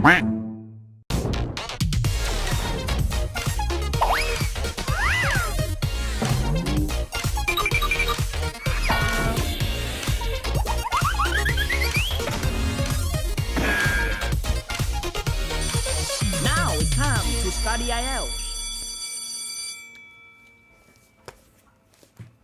Tất nhiên là trong cái đoạn video đó không có anh rồi. Lý do là khi mà cái tập mà các bạn xem á thì có một nửa mùa đầu là mình ở Việt Nam và một nửa mùa sau á thì lúc đó mình đang ở bên Mỹ rồi. Lúc đó mình đang đi học rồi, ở bên Mỹ rồi, cho nên là mình chỉ đạo tất cả mọi thứ từ xa, cho nên sẽ có những tập ở những phần sau các bạn sẽ không thấy mình ở trong đó. Cái cơ hội đi học ở những cái ngôi trường đại học khác nhau cũng là một trong những cái cơ hội rất là quý giá. Vừa rồi trong tập 8 IELTS chúng ta vừa gặp Phương Mạc Tri và Việt Nguyễn là hai sinh viên của trường Harvard cũng đã chia sẻ về những cái ấn tượng và những cái trải nghiệm khi mà học ở tại những cái trường đại học hàng đầu trên thế giới. Mình cũng rất là thích cái tinh thần của Harvard. Mình là dân trường Arts, tức là trường mà chuyên về nghệ thuật á, thì thường là dân trường Arts thì sẽ làm những cái dự án nhiều hơn, ít thời gian nghiên cứu hơn. Thường là các bạn ở những cái khối ngành mà học về academic thì các bạn sẽ nghiên cứu rất là nhiều. Những cái trường chuyên về nghiên cứu như là trường Harvard chẳng hạn, thì thư viện vào mùa học bài á, tức là mùa thi á, lúc nào cũng sáng đèn cả đêm mà nó lung linh như là quên hôm sau sẽ cho các bạn những cái hình ảnh của mình chụp được ở tại Harvard vào một cái buổi tối. Rồi hello Giang Nguyễn, anh chào em. Trời ơi, bây giờ bắt nói chuyện rồi bắt chào nó thiệt là khổ quá đi à. Đó, cho nên là mình nghĩ là các bạn cũng hãy có được những cái trải nghiệm ở tại những cái trường đại học khác nhau. Thực ra những cái campus hoặc là những cái dormitory đều cho mình rất là nhiều những cái thứ đáng nhớ. Ví dụ là ngày xưa mà học ở bên Đan Mạch á, thì cái dormitory nó gọi là boarding school á. Boarding school là cái trường mà mình ở lại luôn nội trú á, rất là hay. có một thời gian thì anh sẽ chia sẻ cùng với các bạn về IPC là một trong những cái trường boarding school về Fox High School, tức là ở bên Đan Mạch nó có một cái hệ thống trường rất là đặc biệt. Sau khi mà các bạn tốt nghiệp cấp 3 xong á thì các bạn either là sẽ có khoảng 3 tháng, 6 tháng hoặc là 1 năm để theo học một cái chương trình gọi là Fox High School. Và lúc đó thì bạn có thể chọn học trường Fox High School về business, tức là để tìm hiểu về những cái nhóm ngành liên quan đến kinh doanh, hoặc là Fox High School về arts, hoặc là Fox High School về sports. Đó thì các bạn có thể tìm hiểu về những cái nhóm ngành đó và quyết định lựa chọn là tôi nên vào college hoặc là vào university nào. Đó thì đó là một trong vài những cái điểm rất là thú vị. Và có một phiên bản quốc tế, đó là International People's College, cũng là cái trường mà ở đó các bạn sẽ được học rất là nhiều thứ trong vòng 6 tháng hoặc là 3 tháng, 4 tháng. Thì không chỉ là học nhiều thứ mà còn được trải nghiệm và gặp gỡ những người bạn đến từ khắp nơi trên thế giới. Trong một tương lai rất gần thì anh sẽ kể cho các em nghe cái câu chuyện ở tại IPC.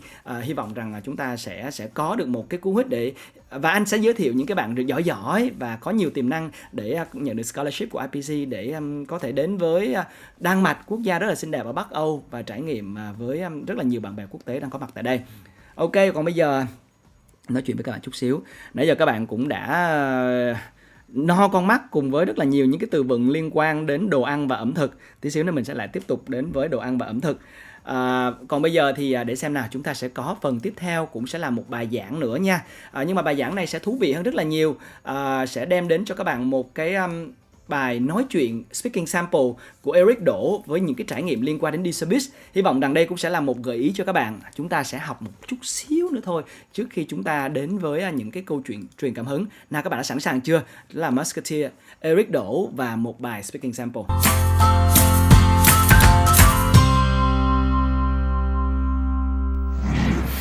Xin chào tất cả các bạn, chào mừng các bạn đã trở lại với IELTS FACE-OFF. Tên mình là Eric Đỗ, mình là một Musketeer của Musketeer Zone và các bạn đang đón xem chuyên mục Hint for Voice of the Week.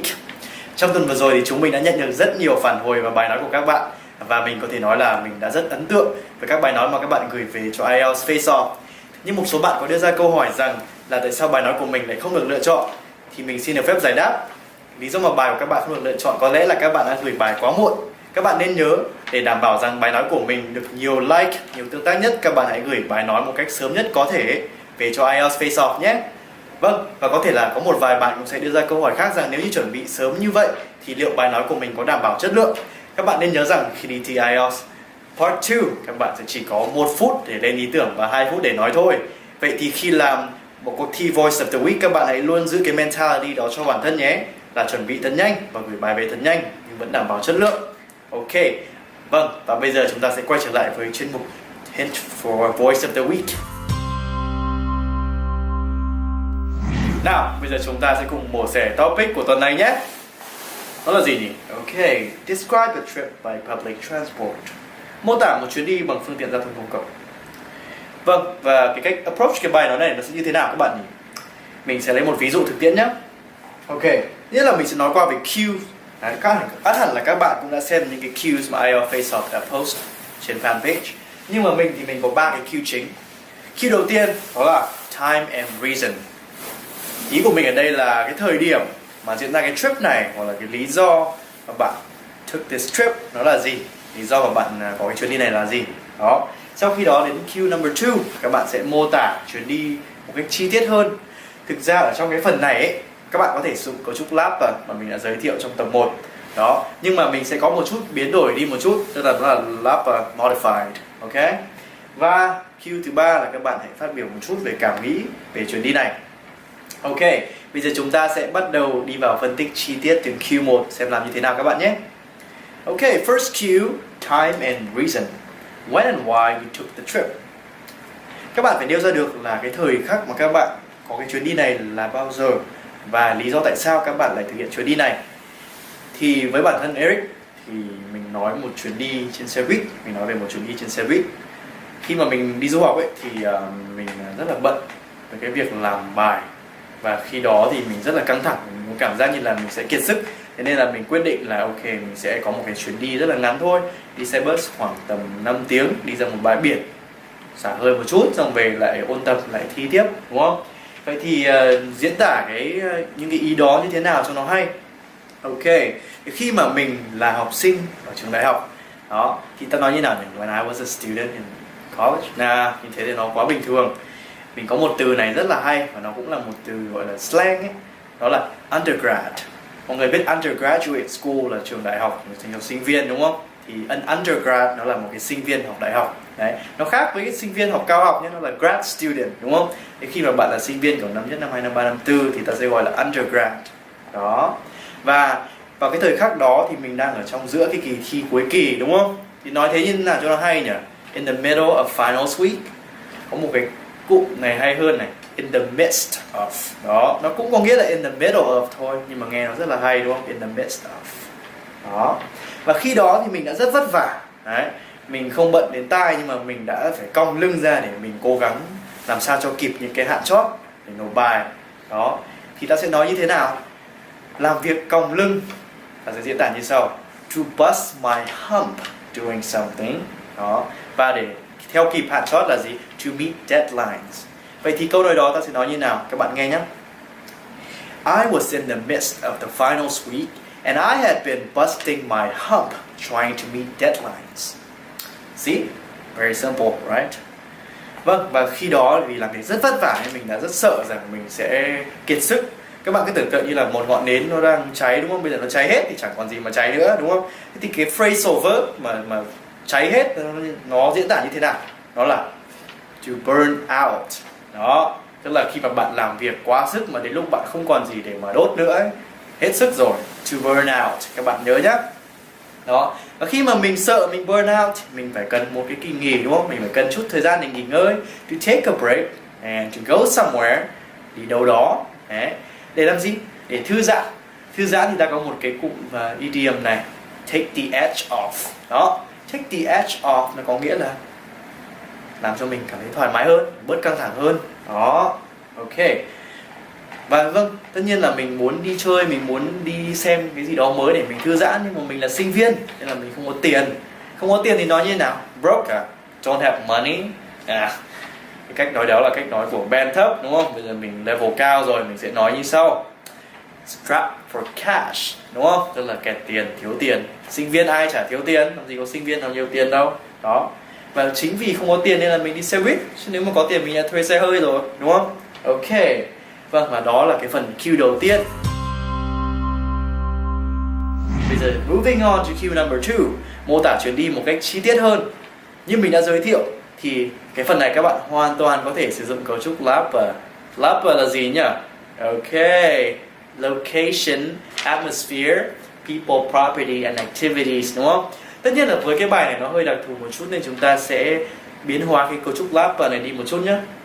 Thì ở cái phần đầu tiên ấy, thay vì phân tích về location thì chúng ta sẽ nói về transportation. Đấy, nói về cái phương tiện, là các bạn đi bằng phương tiện gì, các bạn đón phương tiện đó ở đâu, rồi là các bạn đến đâu, đúng không? Cái destination của các bạn là đâu. Đó, thì ta sẽ nói như thế nào? Đầu tiên như bản thân mình thì mình ngay cái buổi sáng hôm đó mà sau khi mình nhận ra là mình cần một cái chút thời gian nghỉ ngơi ấy, thì mình đã bắt đầu một chuyến đi đến một bãi biển. Đó, thì bắt đầu một chuyến đi thì ta nói như nào? Begin a journey. Như thế cũng được, hoặc là các bạn có thể dùng cái cấu trúc mà mình sẽ sử dụng, đó là to set out to somewhere. Đó là to begin a journey to somewhere. To set out to somewhere. Các bạn nhớ nhá. Đó, là mình bắt đầu một chuyến đi đến một cái bờ biển. Bãi biển này thì nó là ở một cái khu vực khá là xa, vùng sâu vùng xa. Nó là một cái remote area, đúng không? Và các bạn có thể nêu ra tên gọi của bãi biển là gì? Và cái bãi biển mà mình đến nó có tên gọi là khu vườn bằng vàng, Golden Garden Beach. Đó, khu vườn vàng. Ok. Và khi các bạn nói về cái nơi trốn ấy, cái địa điểm các bạn sẽ đến ấy, thì các bạn có thể nói thêm là ok, nó cách cái địa điểm mà mình đang ở là bao xa, đúng không? Ví dụ như là trong cái trường hợp của mình thì cái bãi biển đó nó khoảng 5 giờ đi xe buýt. Đấy, phải đi xe buýt khoảng 5 tiếng thì mới đến được. Đó, thì tùy các bạn có thể diễn tả cho cái destination của mình. Và tất nhiên là khi mà mình bắt đầu chuyến đi thì mình phải đến bến xe buýt rồi, đúng không? Tại vì mình đi xe buýt mà mình không thể gọi xe buýt đến nhà đón được. Đấy. Và tất nhiên là cái bến xe buýt thông thường thì nó là bus stop. Thế nhưng mình đến một chỗ nó gọi là một cái điểm tập kết xe buýt ấy, một cái trạm trung chuyển, thì ta có cái cụm từ nào để nói? Ok, đó là bus junction. Ok, so I headed to the bus junction. Đó, và mình đón xe buýt. Đón xe buýt là gì? To catch a bus, đúng không? Đó, và Khi đó thì mình đã lựa chọn một cái tuyến xe mà nó có cái điểm trả khách nó ở rất gần so với cái bãi biển, nó chỉ khoảng vài dặm thôi. Đó, thì cái điểm trả khách thì ta có thể dùng từ bus stop, đúng không? Hoặc là ta có thể nói một cách rất là văn hoa hơn một chút là drop off point, đúng không? Cái điểm mà người ta thả mình xuống. Đó, ok. Vậy thì nhìn chung cái đoạn này ta sẽ nói như thế nào? I set out to this beach in a remote area, right, which is called Golden Garden, đúng không? It's about 5-hour drive away from my place. And I headed to the bus junction and I caught a bus. Right? Nói chung là đơn giản nó sẽ là như thế. Và tất nhiên các bạn phải lưu ý là ta sẽ phải mô tả cái địa điểm một chút này và nó bao xa mà các bạn đi đến đó bằng cách nào. Ok, tiếp theo đến cái phần về people and property. Tại sao mình lại để people and property ở đây? Tại vì thực ra nó nằm ở phía dưới trong cấu trúc lab và nhưng mà mình muốn đưa nó lên trước tại vì nó sẽ thuận với cái mạch ý của mình hơn. Lý do tại sao thì khi các bạn nghe sample speaking các bạn sẽ hiểu. Ok. Khi mà mình muốn nói về people, về property ở đây thì nó cũng không có nhiều cái để nói, nhưng mà mình có thể nói một cái nhận xét về xe buýt, đúng không? Là xe buýt nó như thế nào, nó đông hay là nó vắng vẻ, đúng không? Thì mình có đưa ra một cái ý kiến là xe buýt ở Seattle ấy thì nó rất là vắng vẻ, ít khi mà kiểu như là kín người, nhất là vào cái buổi sáng sớm khi mà mình đi nữa. Nó trái ngược lại với Hà Nội khi mà xe buýt luôn luôn là rất là đông người, đúng không? Thế thì ta có những cái cấu trúc nào để diễn tả nhỉ?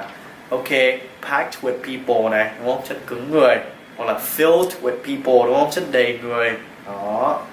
Và ngoài ra thì cái xe buýt ở Hà Nội khi mà đi nó rất là hỗn loạn, đúng không? Thì ta có cái từ nào nói về hỗn loạn nhỉ? Chaotic. That's right. Ok. Tiếp theo chúng ta sẽ chuyển sang cái phần nói về atmosphere, đúng không? Cái không khí ở đây nó như thế nào? Đó. Thì thực ra cái không khí trên xe buýt vào một buổi sáng sớm nó rất là yên lặng, nó rất là yên tĩnh, đúng không? Các bạn sẽ cảm thấy rất là thanh bình. Đó. Thì ta có gì? Silence, đúng không? Sự yên tĩnh, sự yên lặng này. Tranquility, sự yên bình, thanh tĩnh, đúng không? Và đối với cá nhân mình ấy, thì mình là một người rất là hay thức đêm. Đó. Thế nên là cái việc mà dậy sớm vào một buổi sáng nó rất là tươi mới và nó rất là tiếp cho mình nhiều năng lượng.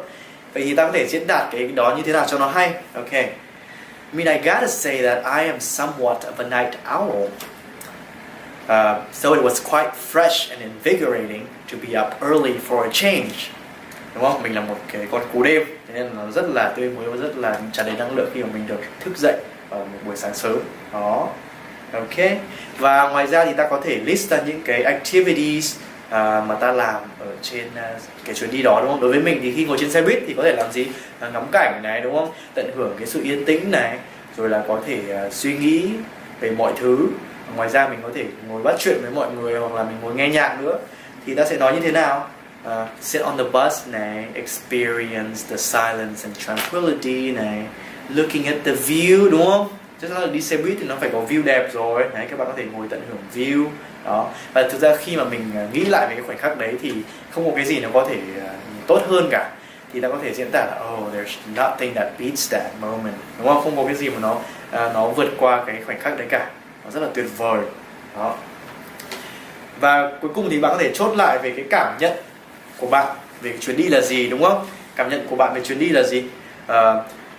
Cảm nhận của mình ấy, trong cái chuyến đi đó thì mình cảm thấy là mình rất là vui, tại vì mình có một khoảng thời gian cho bản thân, mình có một cái chút quality time for myself đó, và đồng thời thì mình dành được rất nhiều thời gian để mình nói như là get some peace and quiet, đúng không? Tức là sao? Mình có một chút bình yên và mình có thể suy nghĩ về sự đời. Suy nghĩ về sự đời thì ta có từ gì? Think about life.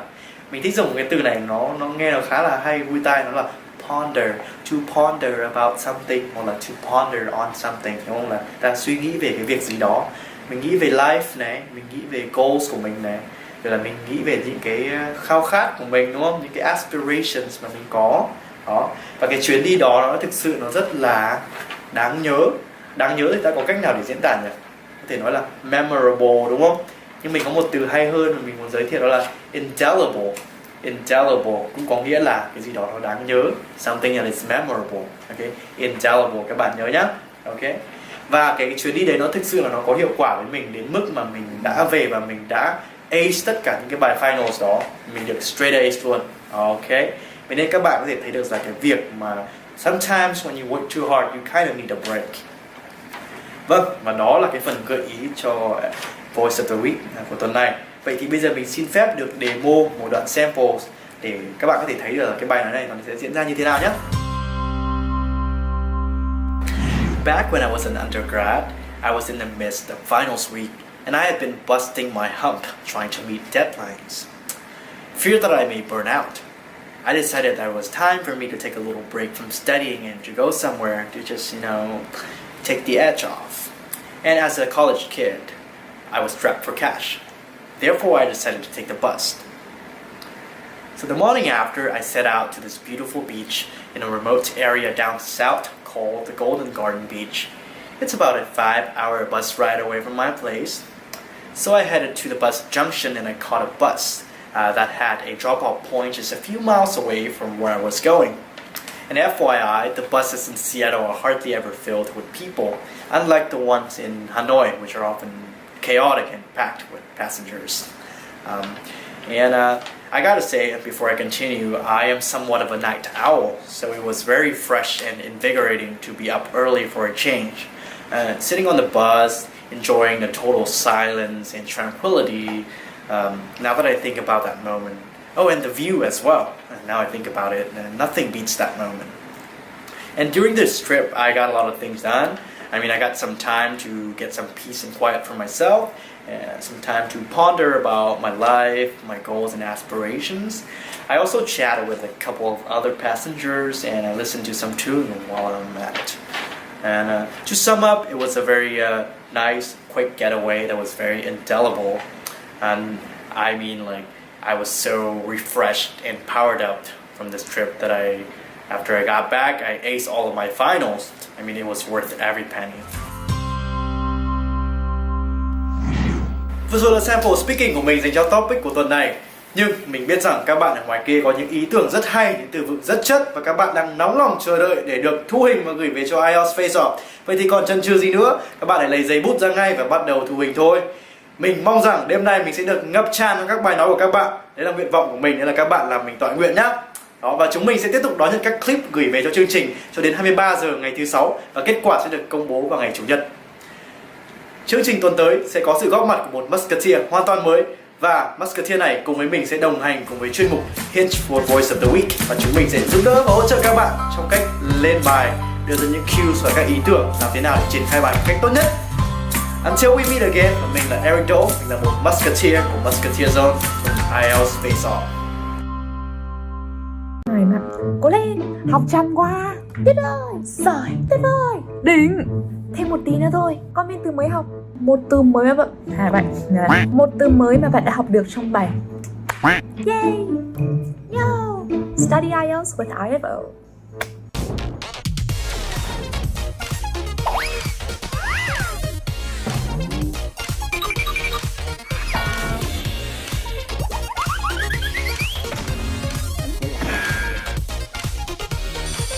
Now it's time to study IELTS.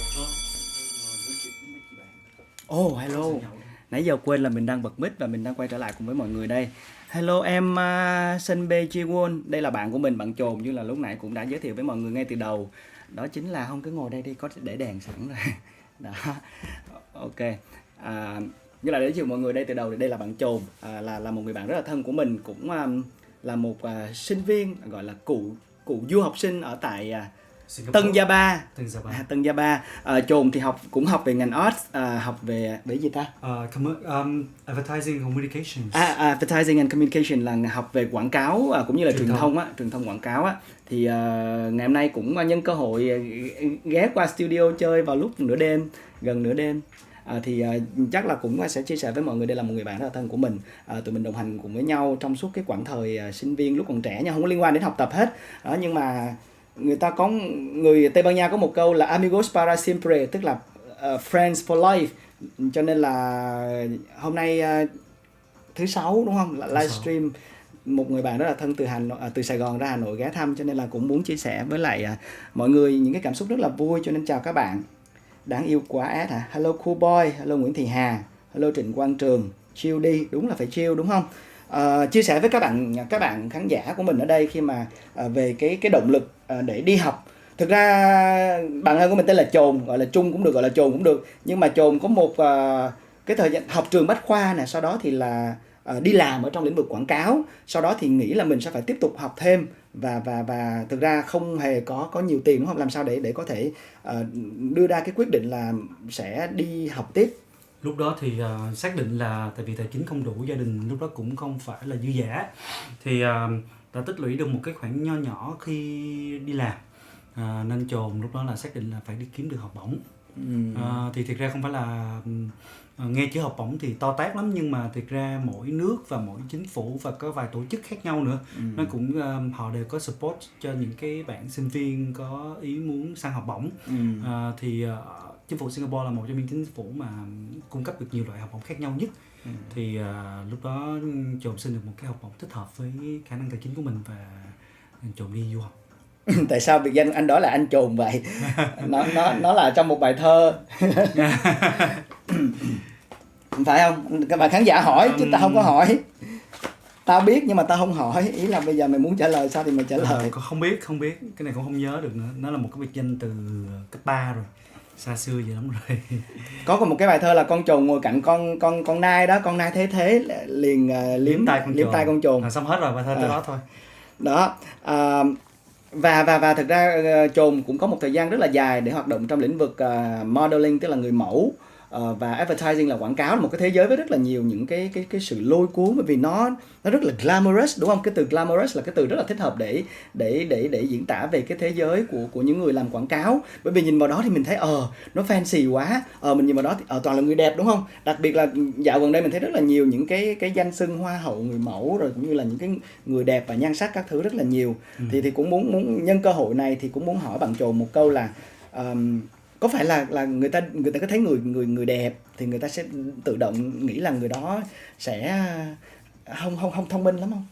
Đó là một cái định kiến mà thời gian trước thì chồn có bắt gặp, nhưng thời điểm hiện tại bây giờ những người đẹp ý thức được rằng ngoại hình là một cái lợi thế không nhỏ cho họ, và họ dùng cái lợi thế đó để mà phát triển khả năng và phát triển kỹ năng cũng như phát triển cái định hướng nghề nghiệp của họ.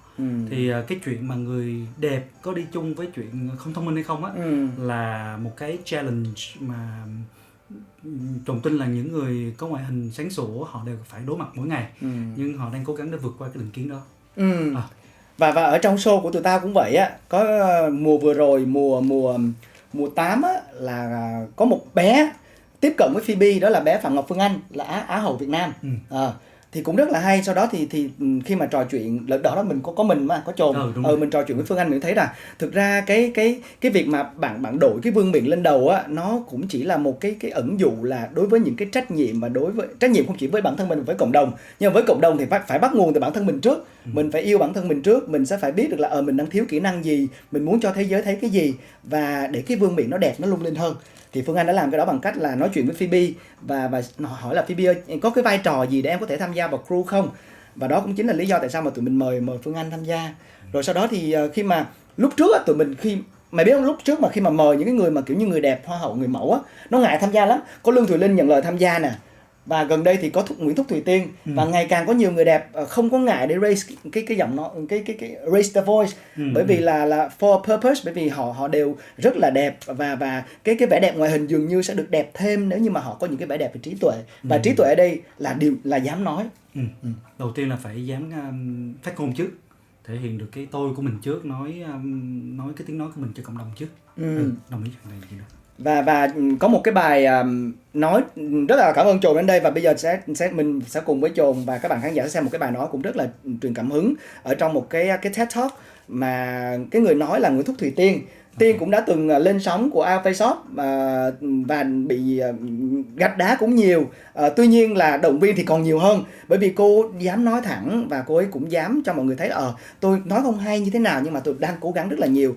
Và bạn đó cũng sau cái show thì cũng rất là quyết tâm và thay đổi, và cái sự thay đổi nó thấy một cách rất là rõ ở trong cái video tiếp theo mà các bạn có thể theo dõi ngay sau đây. Đó chính là Nguyễn Thúc Thùy Tiên với một cái chủ đề nói Start Finding Your Own Crown, bắt đầu tìm kiếm vương miện bản thân của mình như thế nào. Và đây cũng sẽ là một bài nói truyền cảm hứng sẽ bắt đầu cho Talk That Inspire buổi tối ngày hôm nay. The topic about value. This is quite a big topic, right? But anyway, let me start this speech by telling you guys a story. Once upon a time, There was a girl living in an incomplete family. Her parents divorced when she was 4. And you know, when she saw her friend like having their mom and dad taking them home after school, seeing her friends having meal with their mom and dad, smiling, laughing, she couldn't have that. That when she knew she was different from others, different in the way that no one wants to, I believe so. And you know, from that insecurity about her family, she tried to plant herself into the crowd so that no one could have a chance to discover her hidden scar. And she ran in a pool of insecurity about her appearance, such as she has a very big ears. So she tried to use her hair cover up her ears.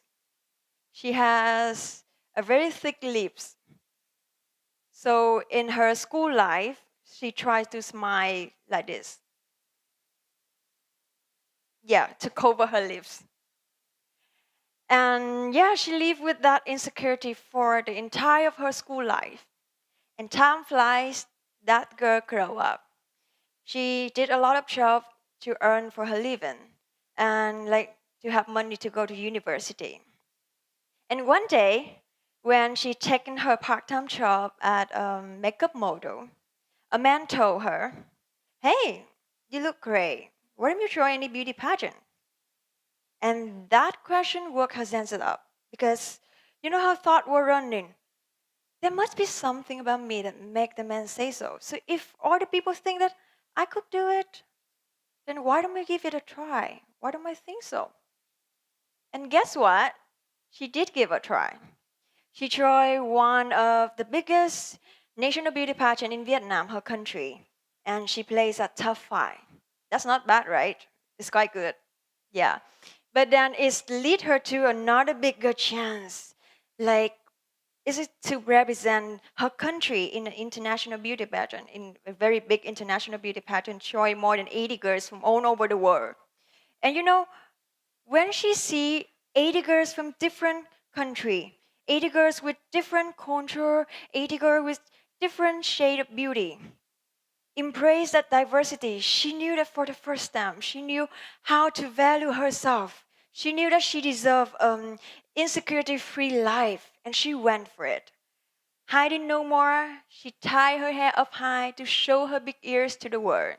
Hiding no more, she smiled as brightly as she only wanted to, and she stepped outside of her box.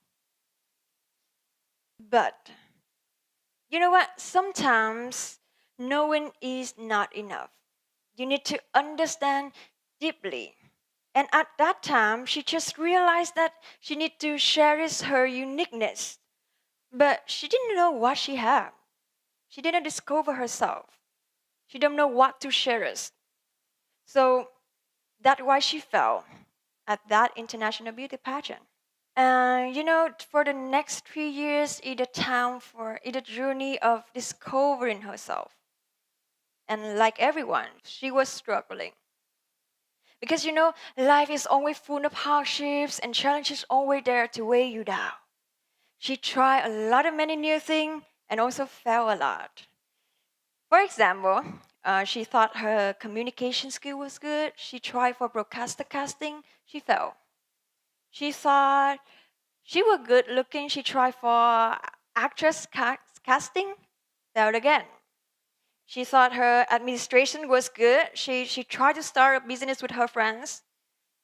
Failed again. Lighted up her a little bit. This time she went for a movie casting again.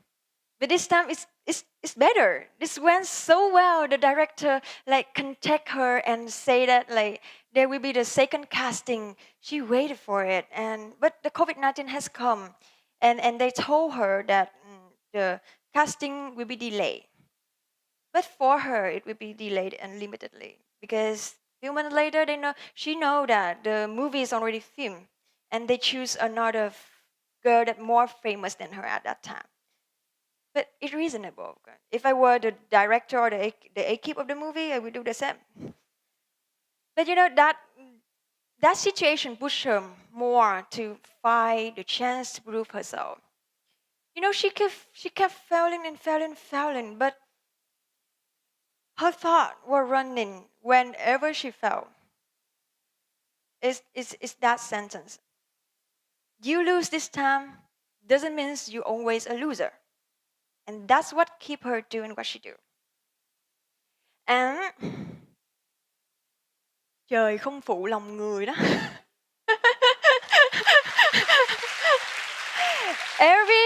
Every hard work will pay off. Remember that sentence. And that day has come. The day that she has another chance of representing her country again in one of the 6 biggest beauty pageant in the world. She was very lucky, right? From a top 5 girl to 2 of 6 world's biggest beauty pageant in the world. She was very lucky. She know that. She was very happy, very grateful, very honored to have the chance. But not many people felt the same with her. Many people told that she's not good enough. Many people told that she's not gonna make it. But you know what? Actually, people can feel free to talk about everything. They have the right to talk about everything on the world, including telling you wrong. But remember, you also have the right to prove them wrong. And people that can actually help you bloom. And it's all start with how you talk to yourself. So you need to grow faith in your core value, earn motivation, and focus on polishing yourself.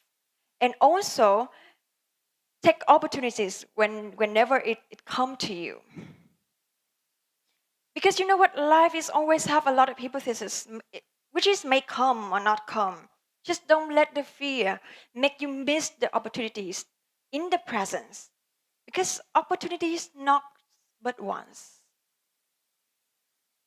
So don't be scared to grab a chance. Do you think this girl is scared? Yes. She's scared a lot. More than your thought. She's scared a lot. But in the end, she make the fearness become the part of her and push her to challenge herself. And also make her become a first Vietnamese woman ever to win the Grand Slam title for Vietnam.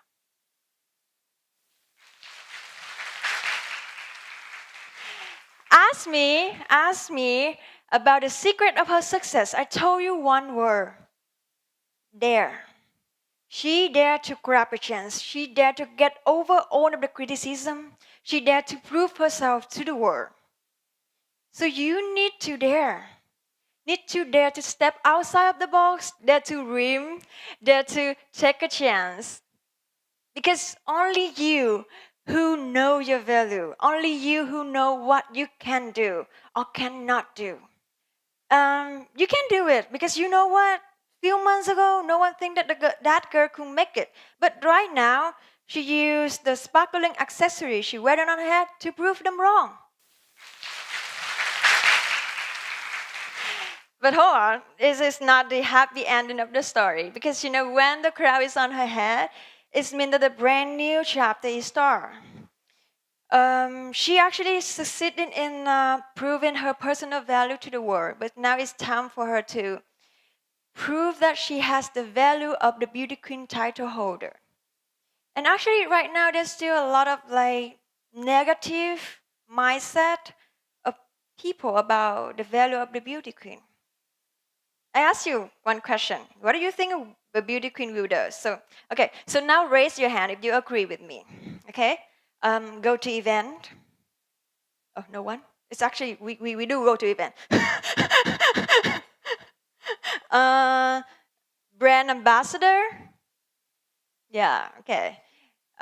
Charity work.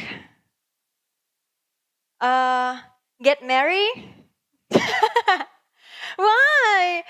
We beauty queen is also a woman. We can get married. Okay, just kidding. But for me, a beauty queen is a representative of her country, her belief, that beauty pageant, and also some brands. And actually, a beauty queen can also raise her voice for the community's problem. A voice to empowering voiceless, a voice to positively impact the society that she lives in. But right now, some people might think that speaking up is such an easy thing. Everyone can do it. But if everyone thinks so, everyone thinks it's easy, then who will actually speak it up and make people take actions? Don't skip the small thing, because the macro starts from the micro. If you want the society to get better, you need to get better first. We need to get better first. So you, me, we have our own value to contribute beautifully and variously to the society. And you know what? So let's discover it, believe in it, plan your dream, like map out your way, focus on yourself, and achieve your goal. That girl, she come from nothing, but she could do it. So you could do it too. Thank you. Oh, wait a minute! I forgot to tell you the name of the name of the girl in the story is Nguyễn Thúc Thùy Tiên, Miss Grand International from Vietnam. Thank you.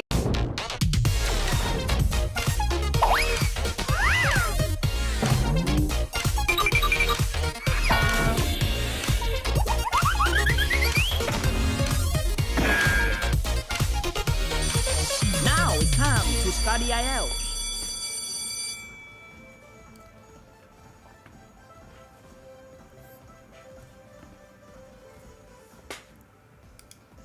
Xin chào các bạn đã quay trở lại cùng với khung giờ của Now It's Time to Study IELTS. Đây là khung giờ để cùng với các bạn học tiếng Anh mỗi tối và để được truyền cảm hứng. Không chỉ được học tiếng Anh mà các bạn còn sẽ được gặp gỡ với rất là nhiều những người bạn đang học cùng lớp với mình. Và nhiều khi chúng ta sẽ có rất là nhiều admin. Tối nay thì cũng shout out đến admin tên là Giang. Các bạn đã đoán được là Giang là nam hay nữ chưa? Nãy giờ cái tone nhắn tin như này các bạn đã đoán được Giang là nam hay nữ chưa? Dù là nam hay là nữ thì Giang cũng là một người rất là nhiệt tình với các bạn. Tôi nghĩ là không có ai mà chịu khó ngồi mà nghe rồi viết rồi phiên âm cho các bạn không?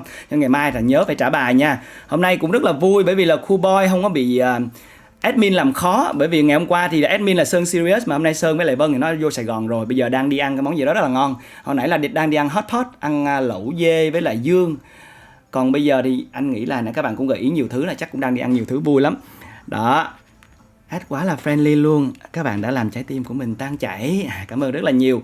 Vừa rồi thì chúng ta vừa đến với một cái bài talk của Thùy Tiên. Và chúng ta sẽ đến với một cái bài talk tiếp theo. Anh nghĩ cũng là một cái bài talk khá là thú vị. Bởi vì là chúng ta sẽ...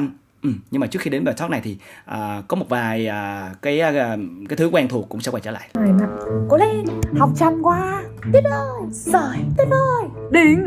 Thêm một tí nữa thôi, con Minh từ mới học một từ mới mà một từ mới mà bạn đã học được trong bài.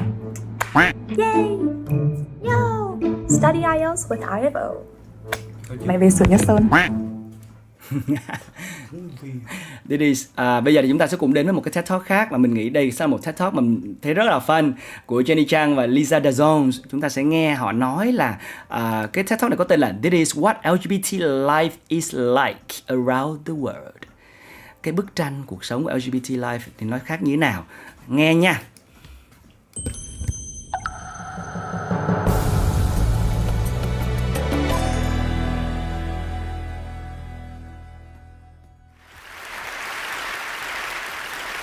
When I told my parents I was gay, the first thing they said to me was, "We're bringing you back to Taiwan." In their minds, my sexual orientation was America's fault. The West had corrupted me with divergent ideas, and if only my parents had never left Taiwan, this would not have happened to their only daughter. In truth, I wondered if they were right. Of course, there are gay people in Asia, just as there are gay people in every part of the world.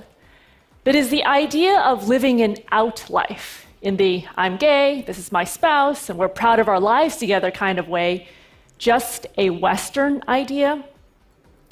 If I had grown up in Taiwan, or any place outside of the West, would I have found models of happy, thriving LGBT people? I had similar notions. As an HIV social worker in San Francisco, I had met many gay immigrants. They told me their stories of persecution in their home countries just for being gay, and the reasons why they escaped to the US. I saw how this had beaten them down. After 10 years of doing this kind of work, I needed better stories for myself. I knew the world was far from perfect, but surely not every gay story was tragic. So as a couple, we both had a need to find stories of hope. So we set off on a mission to travel the world and look for the people that we finally termed as the super gays. These would be the LGBT individuals who were doing something extraordinary in the world. They would be courageous, resilient, and most of all, proud of who they were.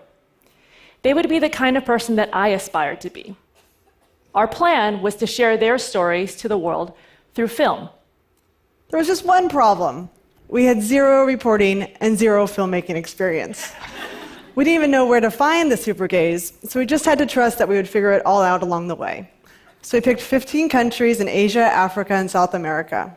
Countries outside the West that varied in terms of LGBT rights. We bought a camcorder, ordered a book on how to make a documentary, and you can learn a lot these days, and set off on a round-the-world trip. One of the first countries that we traveled to was Nepal. Despite widespread poverty, a decade-long civil war, and now recently a devastating earthquake, Nepal has made significant strides in the fight for equality. One of the key figures in the movement is Bhumika Shrestha. A beautiful, vibrant, transgendered woman, Bhumika has had to overcome being expelled from school and getting incarcerated because of her gender presentation.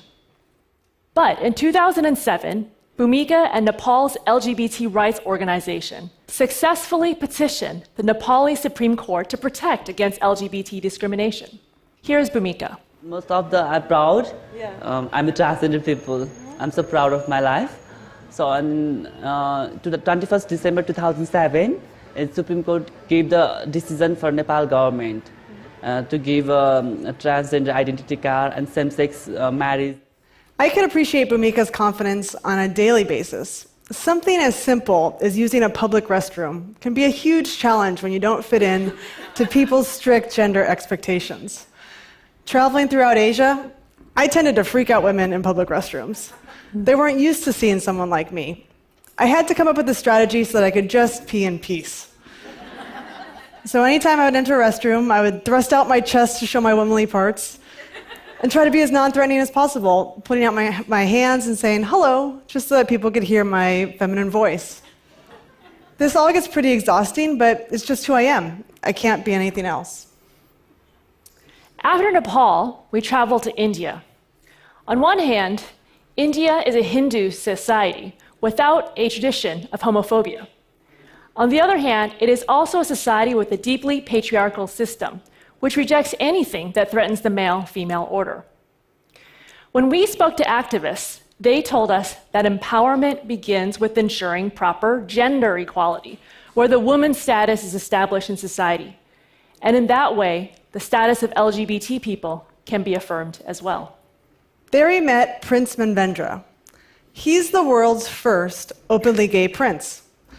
Prince Manvendra came out on the Oprah Winfrey Show very internationally. His parents disowned him and accused him of bringing great shame to the royal family. We sat down with Prince Manvendra and talked to him about why he decided to come out so very publicly. Here he is. I felt that there was a lot of need to break this stigma and discrimination which is existing in our society. And that kind of instigated me to come out openly and talk about myself, whether we are gay, we are lesbian, we are transgender, bisexual, or whatever sexual minority we come from. We have to all unite and fight for our rights. Gay rights cannot be won in the courtrooms, but in the hearts and the minds of the people. While getting my hair cut, the woman cutting my hair asked me, "Do you have a husband?" Now, this was a dreaded question that I got asked a lot by locals while traveling. When I explained to her that I was with a woman instead of a man, she was incredulous, and she asked me a lot of questions about my parents' reactions and whether I was sad that I'd never be able to have children. I told her that there are no limitations to my life and that Lisa and I do plan to have a family someday. Now, This woman was ready to write me off as yet another crazy Westerner. She couldn't imagine that such a phenomenon could happen in her own country. That is, until I showed her the photos of the super gays we interviewed in India.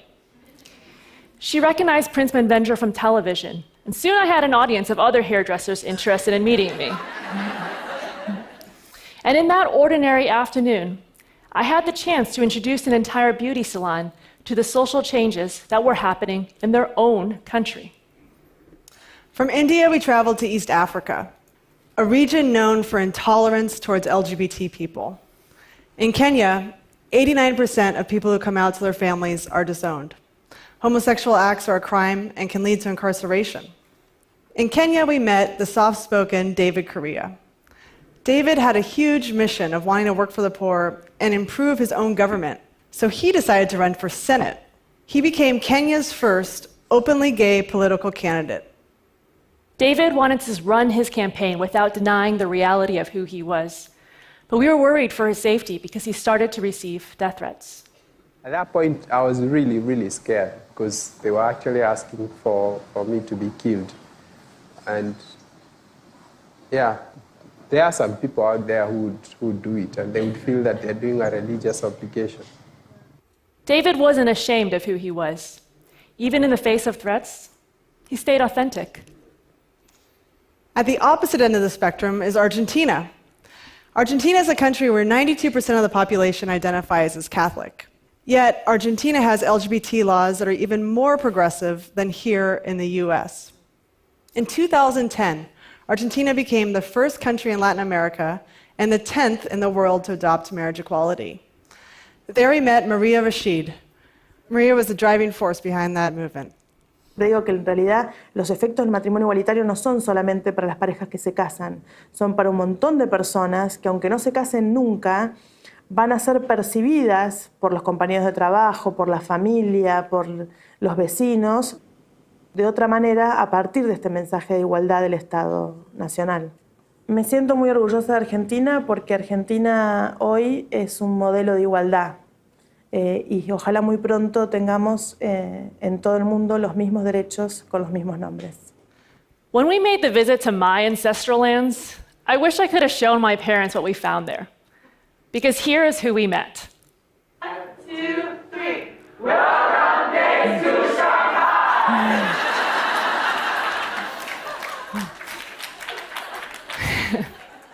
A whole community of young, beautiful Chinese LGBT people. Sure, they had their struggles, but they were fighting it out. In Shanghai, I had the chance to speak to a local lesbian group and tell them our story in my broken Mandarin Chinese. In Taipei, each time we got onto the metro, we saw yet another lesbian couple holding hands. And we learned that Asia's largest LGBT pride event happens just blocks away from where my grandparents live. If only my parents knew. By the time we finished our not-so-straight journey around the world, we had traveled 50,000 miles and logged 120 hours of video footage. We traveled to 15 countries and interviewed 50 super gays. Turns out, it wasn't hard to find them at all. Yes, there are still tragedies that happen in the bumpy road to equality. And let's not forget that 75 countries still criminalize homosexuality today. But there are also stories of hope and courage in every corner of the world. What we ultimately took away from our journey is equality is not a Western invention. One of the key factors in this equality movement is momentum. Momentum is more and more people embrace their full selves and use whatever opportunities they have to change their part of the world. And momentum as more and more countries find models of equality in one another. When Nepal protected against LGBT discrimination, India pushed harder. When Argentina embraced marriage equality, Uruguay and Brazil followed. When Ireland said yes to equality, the world stopped to notice. When the US Supreme Court makes a statement to the world that we can all be proud of.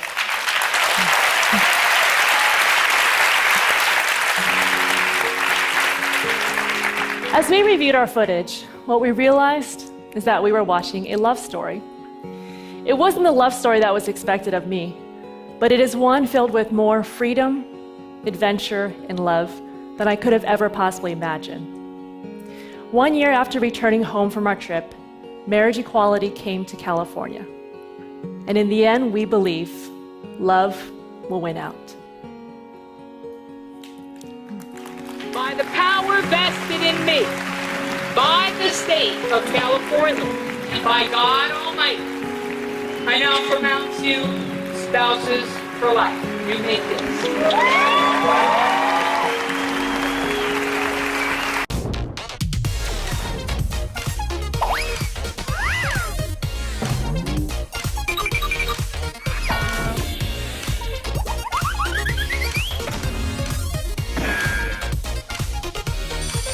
Now it's time to study IELTS.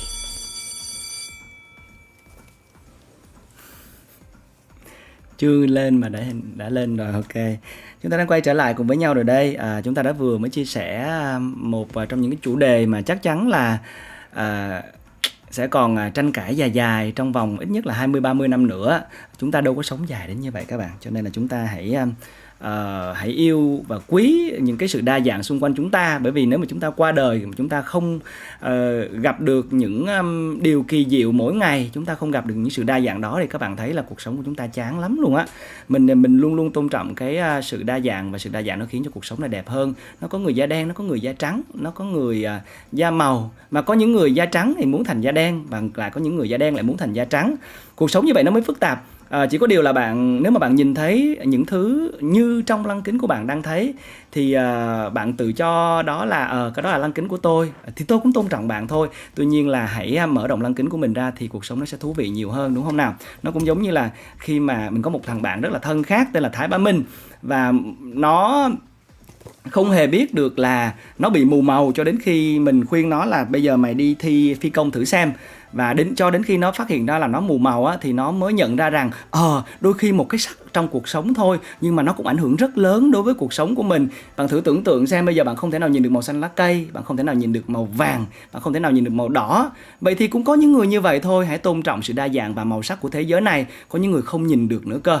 Cho nên là bạn là may mắn thì hãy giữ cho mình con mắt nhân hậu để nhìn thế giới này một cách vị tha. Và hãy nhớ rằng là chúng ta cũng đã từng là một loài may mắn khi mà không bị tuyệt chủng. Nếu như là loài người chúng ta đang sống là loài Netherlands, không phải là loài Sapien, thì chúng ta cũng đã tuyệt chủng lâu rồi. Hãy tôn trọng sự đa dạng có trong cái hành tinh này, và hãy tôn trọng sự hiểu biết của mỗi người. Bởi vì chính vì chúng ta hiểu biết nên chúng ta khác biệt và chúng ta có thể đi tới, đúng không nào? Còn bây giờ thì như thường lệ xin dành lời khen dành cho rất nhiều những cái người bạn vẫn đang giữ sóng. Tiếp theo thì Hà Nội về đêm cũng đang rất là đẹp rồi. Các bạn đã thấy phía sau lưng của mình là Hà Nội về đêm, mưa cũng đang nhẹ nhẹ và cũng đã tạnh rồi. Ngày mai chắc chắn là mình cũng đường khô luôn rồi hả? Khô luôn rồi. Trời đất ơi. Vậy giờ đi chơi đẹp lắm á, cho nên là tụi mình sẽ gửi đến các bạn một series, một tập rất là dễ thương của series Follow Us của nhà sản xuất An Dương Nguyên của VTV7. Sao An Dương Nguyên bây giờ đang học một cái khóa về psychology ở tại Mỹ, San Francisco. Chúng ta sẽ cùng đến với Follow Us và trải nghiệm những điều nên làm khi đến Hà Nội, và chắc chắn là Hà Nội về đêm không thể thiếu những món ăn.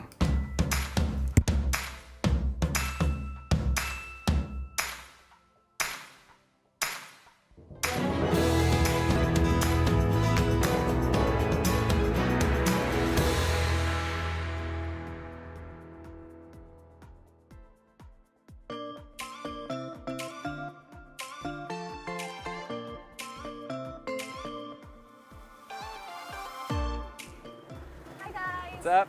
We are at a very beautiful setting for today's episode, and I'm so excited. And right now it's 6 p.m. Looking around, it's towards the sunset, and we usually film in the morning, but we are at Long Biên Bridge. Long Biên. Oh, Long Biên. Long Biên. Long Biên. That's right. Longbien. Bingo! And today's episode is Hanoi by Night. Let's follow us around some iconic destinations and enjoy the beauty of our capital city. Let's go!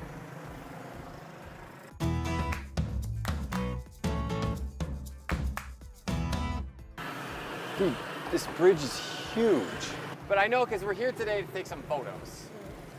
I want some photos. I want to take a lot of photos because we are dressed as like Vietnamese traditional men and women. Yes, Vy. So you're going to become a model. You're already an MC, a YouTuber, a businesswoman. You can use the idiom like your fingers in a lot of different pies. What do you mean? I do a lot of things? If somebody's fingers are in a lot of different pies, they do a lot of things. Like a Renaissance woman, or you're a jack of all trades. Wow, a lot of phrases. Yeah, but like, I prefer jack of all trades. Like, you can do a lot of different things. In the business world, though, okay, don't get me wrong, but in the business world, you can do a lot. Other stuff, it's questionable.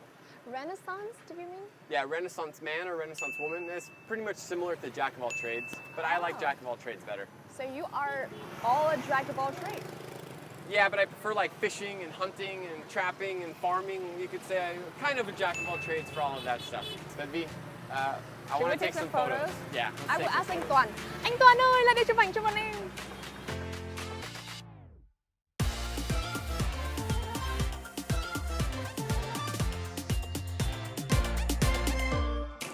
I realized that there is no Chada here. No, but don't worry, Vy. I got you covered. You know, if somebody has you covered, they... Nốt lại ha. Have got somebody covered. have your back. They're always there for you, supporting you. I have my own Jada. Have somebody's back. You're so nice. I know, today. I know. Wow, wow, amazing. How? Why did I bring it? Yeah. Because Jada Mac Whack, maybe for something like this, it's like Mui Lam Ngang, and I can make it for maybe Hai Ngang. It's not that expensive though. Well, for me, it's expensive, and I like making my own. I got our cups too. All right, it made me kind of surprised. Ooh, it's a hot tea, man. It is, it's hot. It's not iced tea. You wanted iced tea? Yeah, I want something to quench my thirst. All right, you take the bigger one. Yo, we'll jump and jump. Cheers. 50%.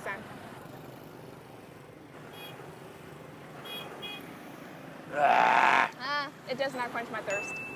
It doesn't quench your thirst? Yeah. By the way, you know how to play guitar?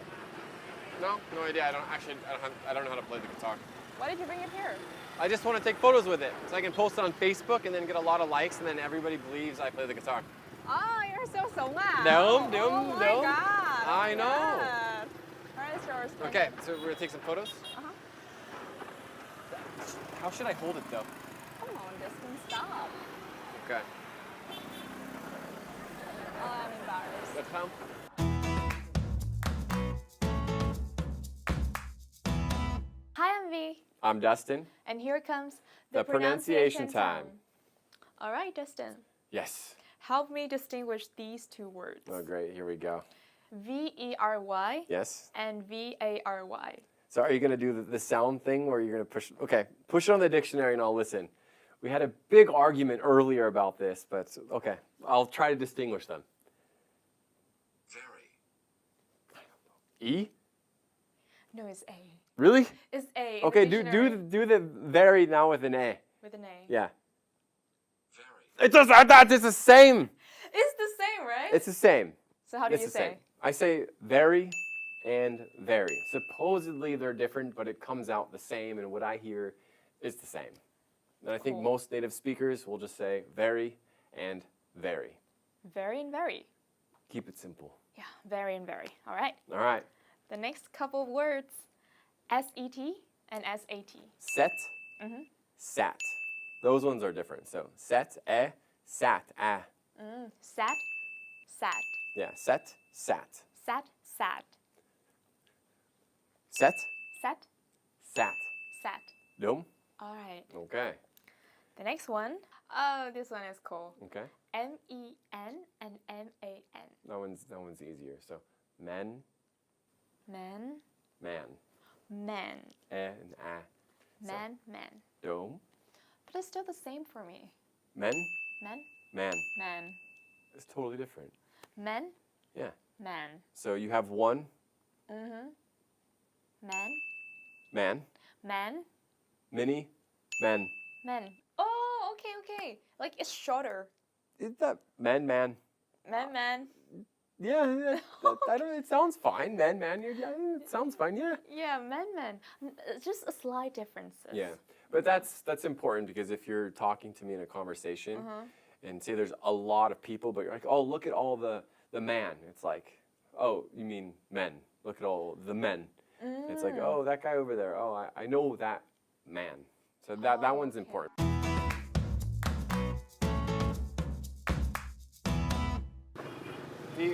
What is that over there? Oh, slum dogs. Slum dogs mean like homeless people or underfortunate people living in poverty? I believe poor people, underprivileged ones. Okay. I don't know. But is there anything else about the bridge you can tell me? Well, yes, I believe during night times, a lot of people come here to wait for the train to pass by and to grab a grilled corn and enjoy the scenery. Grilled corn. People like to come here and have grilled corn. Yes. You had me there. You're joking right now. I don't believe you. Why? That's true. Really? Yeah. But because in summer we don't have grilled corn. It's too hot. Huh. Interesting. Learn something new every day. Vietnam is interesting, isn't it? No. What is this? Elbows. Your hands are dirty. Come on.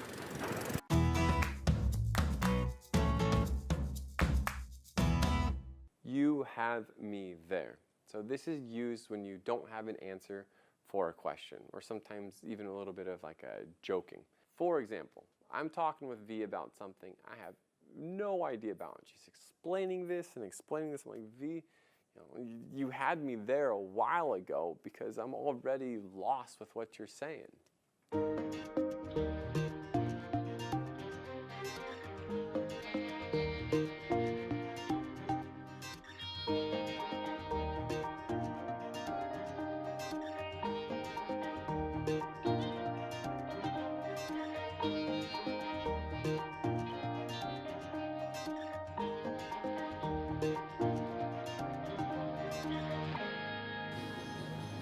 Smell good? Well, my nose is a little stuffed up, so I can't really smell that well. But for me, it smells good. If your nose is stuffed up, you can't breathe through it very well. It's like congested. But V, what is this though? I don't know what this is. So this is porridge with ground pork. You will eat with like quẩy, fried bread. Okay. This is my comfort food. Bon appetit. So to be honest, for me it's very average. Because right now I'm incredibly hot, I'm very sweaty, and then eating a really hot porridge. You should get used to it soon. They don't go hand in hand, you know? Hand in hand. Mm-hmm. If something goes hand in hand, they go well together. But for me, being super hot and then eating something that's crazy hot, for me, it doesn't go hand in hand. It is creamy. It's kind of hearty. I would enjoy this on like a rainy day. But we also should order iced tea. Yeah, please. They go really well with each other. Yes, please. I'm dying for something like that. Dying for something, really want it. But you know, sometimes I crave for it and I don't have it for months. And when I have it, oh, hit the spot. For me, sometimes as a foreigner, I might like say like a Western food, because I don't eat Western food too often, but that would maybe hit the spot for me sometimes. Or there's some Vietnamese dishes where I'm like, ooh, so good. And then that would for sure hit the spot. This one hit the spot. All right, enjoy. So I'm gonna drink more of this Jad Dad. I'll get to this in a little bit, V.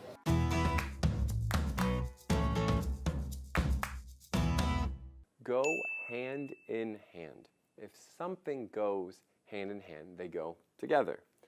So for example, when you're eating a peanut butter and jelly sandwich, the peanut butter and jelly go hand in hand. Or you can use like café sữa. The coffee and the milk go hand in hand. It makes it much better. So Dustin has tried everything in Vietnam, literally, except for café chương. So I'm taking him to a hugely popular coffee shop in Old Quarter of Hanoi, and I guess he's gonna die for it because of this egg coffee. Yeah. For me, I really love trying different food, especially because I live in Vietnam. I really don't know why I have not yet had this in Vietnam. It's something, yeah, what V just said, I've been dying to try it, but I just haven't gotten around to really experiencing it, sitting down and drinking some egg coffee. I'm quite excited. Anh ơi, cho em order gì ạ? Cho em một cà phê trứng đá, một ca cao trứng đá, một soda. Soda chanh. Soda chanh. Cho em một bột sắn nữa nhé. Bột sắn ít đường nữa. smell anything unusual? That's right. I think chocolate. Yeah, chocolate. Okay. I can smell a hint of chocolate. A hint. For me, coffee. The So you gotta mix it up? consistency, it looks thick, it looks creamy. I'm excited. I'm actually really excited right now. Really creamy texture. This is your first time. This one, so I mix it. Mix it up. Well, I want to eat the egg first. Try it. Good. Wow. Wow. Yeah. Very unique. It's good. It's really good. Oh my god, I like it. The creamy texture, 10 out of 10. Yeah. It's something for me that I could drink every single day. I'd probably be a little lazy to make it because usually I wake up and just make some black coffee with no sugar, no milk because I'm strong. But for this, it's a nice little treat.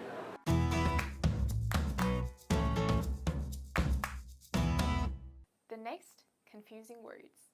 All together and all together. So, 2 words in 1 word. That's right. Okay, so all together 1 word, Mhm. like completely, then 2 words with each other. Yeah. Okay, so how I would say them, all together and all together. I'd say them the same. Because as a native speaker, we often speak fast. We don't always have like the final ending sounds, and we kind of smash the English together to shorten everything.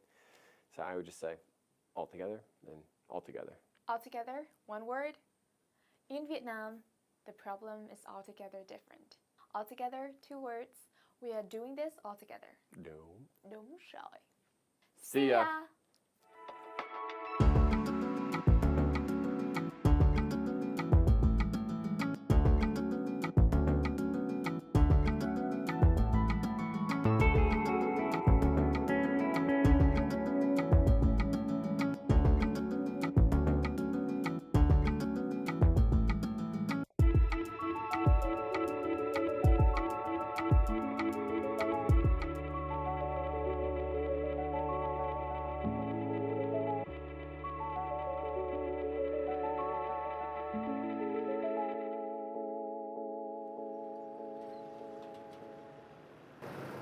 Justin forgot his driving license, so I'm gonna move his big body around with this motorbike. Justin, thank me later. Yeah, but Vy, hurry up. It's taking too long. What is taking so long? I don't know. Maybe I've lost my way. Please just hurry up. Justin, I'm trying so hard. No, you're not, Vy. You live in Hanoi. You don't even know what this is. Justin, number 1, I haven't come to this place for years. And number 2, I'm really bad at navigating and bad at riding a motorbike. Number 3, you are too heavy for this. Number 4, I'm riding you. Number 5, it's the nighttime, so I'm really tired. Number 6, you shouldn't complain anymore. Enough.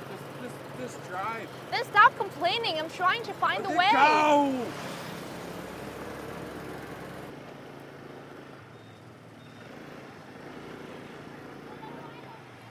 Get off, Justin. You are so heavy. All right, so we made it here, Quảng Bá Flower Market.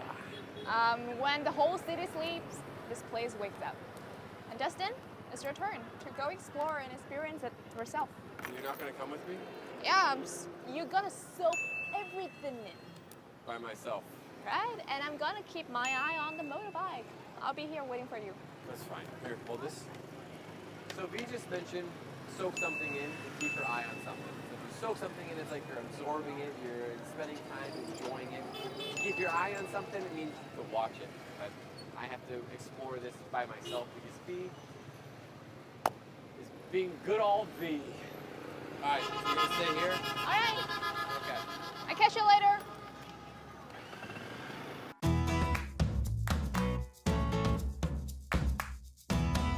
Keep an eye on something. So just imagine you're looking at something, but you're making sure it doesn't go away and you maintain that contact.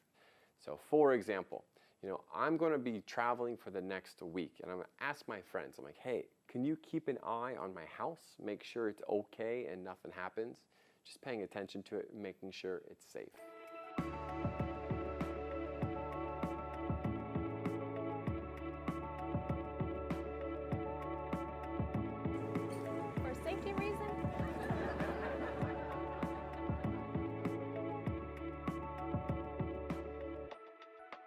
Cậu ơi, bao nhiêu tiền? 100? Mạc quá. Ok, 80.000. 80.000. Được không? Không thơm? Thơm. Bình thường. Không sao, không sao. Chưa. Ok, 200.000. Yeah, cảm ơn cô. I just got some flowers, you guys. V has been talking about the flower market all day. She's like, Dustin, we gotta make it to the flower market. To make it somewhere means to like go somewhere. To be real honest with you guys, flowers don't do that much for me. I'm more distracted by all the pretty girls around here. But we got the flowers for V, now we gotta go find her.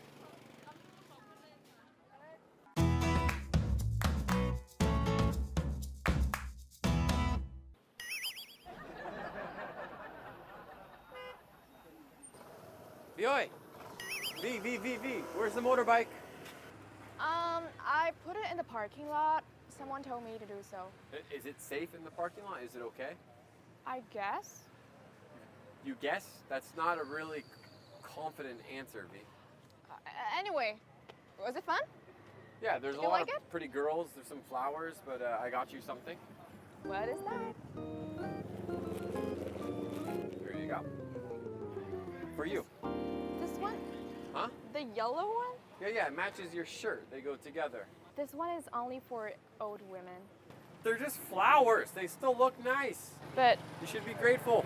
I know, but people often buy this for their ancestors, and also old women like it as well.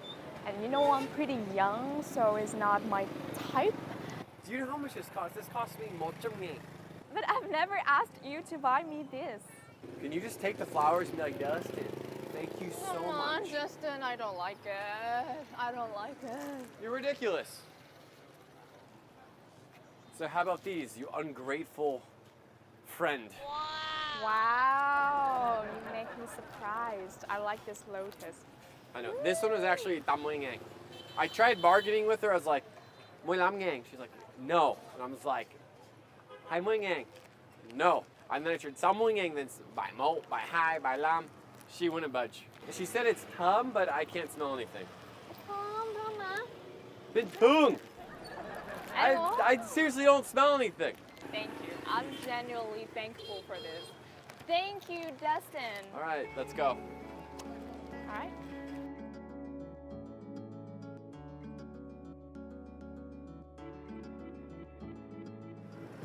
I'm over the moon with this bunch of flowers. Oh, come on, Dustin.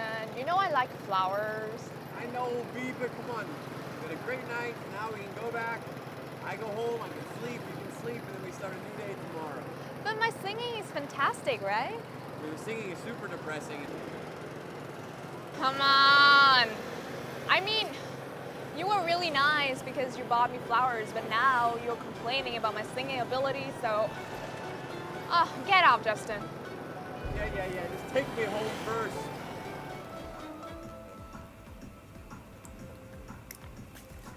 Vừa rồi thì chúng ta đã cùng đến với một tập full của Follow Us, và các bạn cũng thấy đây là một tập rất là thú vị và thấy được một cái Hà Nội về đêm với rất là nhiều màu sắc, rất là colorful. Hết rồi thì anh cũng sẽ gửi lời cảm ơn và lời chào đến các em Trịnh Quang Trường, rồi Nguyễn Thị Hà. Các ad cũng rất là yêu em. Cảm ơn Cool Boy. Cảm ơn Trường Xuân Official. Nãy em vừa mới quay trở lại xong cái em bye luôn. Bye bye Cool Boy. Dạ cảm ơn em. Nhớ là ngày mai mình không có show đâu nha. Lý do là ngày mai thì cũng là thứ bảy á, cho nên là cũng có nhiều bạn có thể là sinh viên thì thứ bảy sẽ được nghỉ, có thể những bạn đi làm cũng sẽ thức khuya hơn, cho nên là mình cũng muốn hôm nay làm live khuya hơn một chút, và cũng sẽ xin nhận lời góp ý của các bạn là có thể live sớm hơn để cho các bạn ở nhà đi học cấp 3 hoặc là cấp 2 thì có thể vào xem để có được những cái bài học bổ ích ở trong cái khung giờ sớm hơn, và mình cũng có thể gặp nhau sớm hơn. Còn riêng đối với với những cái bạn mà đang đi làm rồi á. Hôm trước thì mình cũng gặp một vài bạn chia sẻ là mình đi làm về muộn quá, cho nên là vô live thì cũng xem cũng không có được nhiều á, cho nên là mình cũng muốn là live muộn hơn như vậy. Chứ thực sự là ngày mai mình cũng phải dậy từ rất là sớm, 4 giờ là dậy rồi để bắt đầu một ngày mới, để cho một bản tin buổi sáng. Nếu mà các bạn rảnh thì cũng dậy coi, còn nếu mà không rảnh thôi cứ đi ngủ đi, mai thứ Bảy mà. Đó, cho nên là ngày hôm nay mình cũng muốn trực sóng muộn hơn một chút xíu, để có cơ hội để trò chuyện với các bạn lâu hơn. Hôm nay thì tụi mình cũng đã chia sẻ với các bạn về rất là nhiều chủ đề, và đặc biệt là chủ đề về sự đa dạng. Cảm ơn các bạn cũng đã giữ sóng đến tận giờ này. Còn bây giờ thì mình sẽ cho các bạn share với các bạn vẫn còn thức một vài phút nữa thôi, về những cái tấm thiệp mình nhặt được tình cờ ở trong cái giá sách của mình. Mình là một người rất là thích sưu tầm những kỷ niệm. Ví dụ đây là một trong những cái name card đầu tiên của mình ở tại VTV7 như mọi người đang thấy ha. Đó, đọc luôn nè. Đó, thấy chưa? Đây là giới thiệu về mình. Ngày nay cũng hy vọng được trải lòng với mọi người được nhiều hơn. Mình là creative producer, tức là giám đốc sản xuất sáng tạo. Và mình rất là vui khi mà có nhiều cơ hội để gặp các bạn và chia sẻ về nhiều chuyện khác nhau. Có những tấm ảnh mình rất là thích. Đây là một cái bức thư rất là dài của một người bạn mà chưa bao giờ gặp. Lúc đó mình đi học ở tại Chicago, cho nên là nhận được một bức thư của một người bạn mới thông qua một cái dự án của trường IPC. Đó chính là dự án mà kết nối thư với nhau á. Thư bạn này viết dài lắm, bữa sau có thời gian thì sẽ đọc cho mọi người, chứ bây giờ thì cũng đã khá là khuya rồi nè. Viết dài như vậy nè, của một người bạn đến từ một đất nước mà khi mà nghe tên các bạn chắc chắn cũng sẽ thấy rất là xa lạ. Đó là Bosnia-Herzegovina. Đó là một cái quốc gia nằm ở khu vực Trung Âu, và xin lỗi quý vị, ở khu vực Đông Âu. Bosnia-Herzegovina ở khu vực Đông Âu và được kết nối thông qua IPC, cho nên là có cơ hội thì mình sẽ đọc cho các bạn nghe cái bức thư rất là dễ thương này. Lúc đó thì mình đang ở Mỹ. Ngoài ra thì có một thời gian mình ở Mexico thì mình nhận được một cái bức thư này của một bạn này cũng rất là dễ thương, gửi đến từ Nhật. Bạn này tên là bạn Jerry. Bạn Jerry gửi như sau: Salut cậu, be a wanderlust, thật tuyệt cậu nhỉ. Cậu cũng thế nhé, sẽ đi, sẽ viết, sẽ chụp hình thật nhiều về những hành trình tuyệt diệu nhé. Chúng rất là thú vị. Tớ được gợi cảm hứng và yêu cuộc sống hơn rất nhiều khi xem chúng. Merci à toi, mon cher. Merci à toi là cảm ơn bạn, còn mon cher là kiểu như là my dearie á, người thân mến, người thân thương ơi á. Và je t'embrasse, tức là I miss you, tiếng Pháp. Được gửi từ cái này là được gửi từ Korea, được gửi từ Hàn Quốc.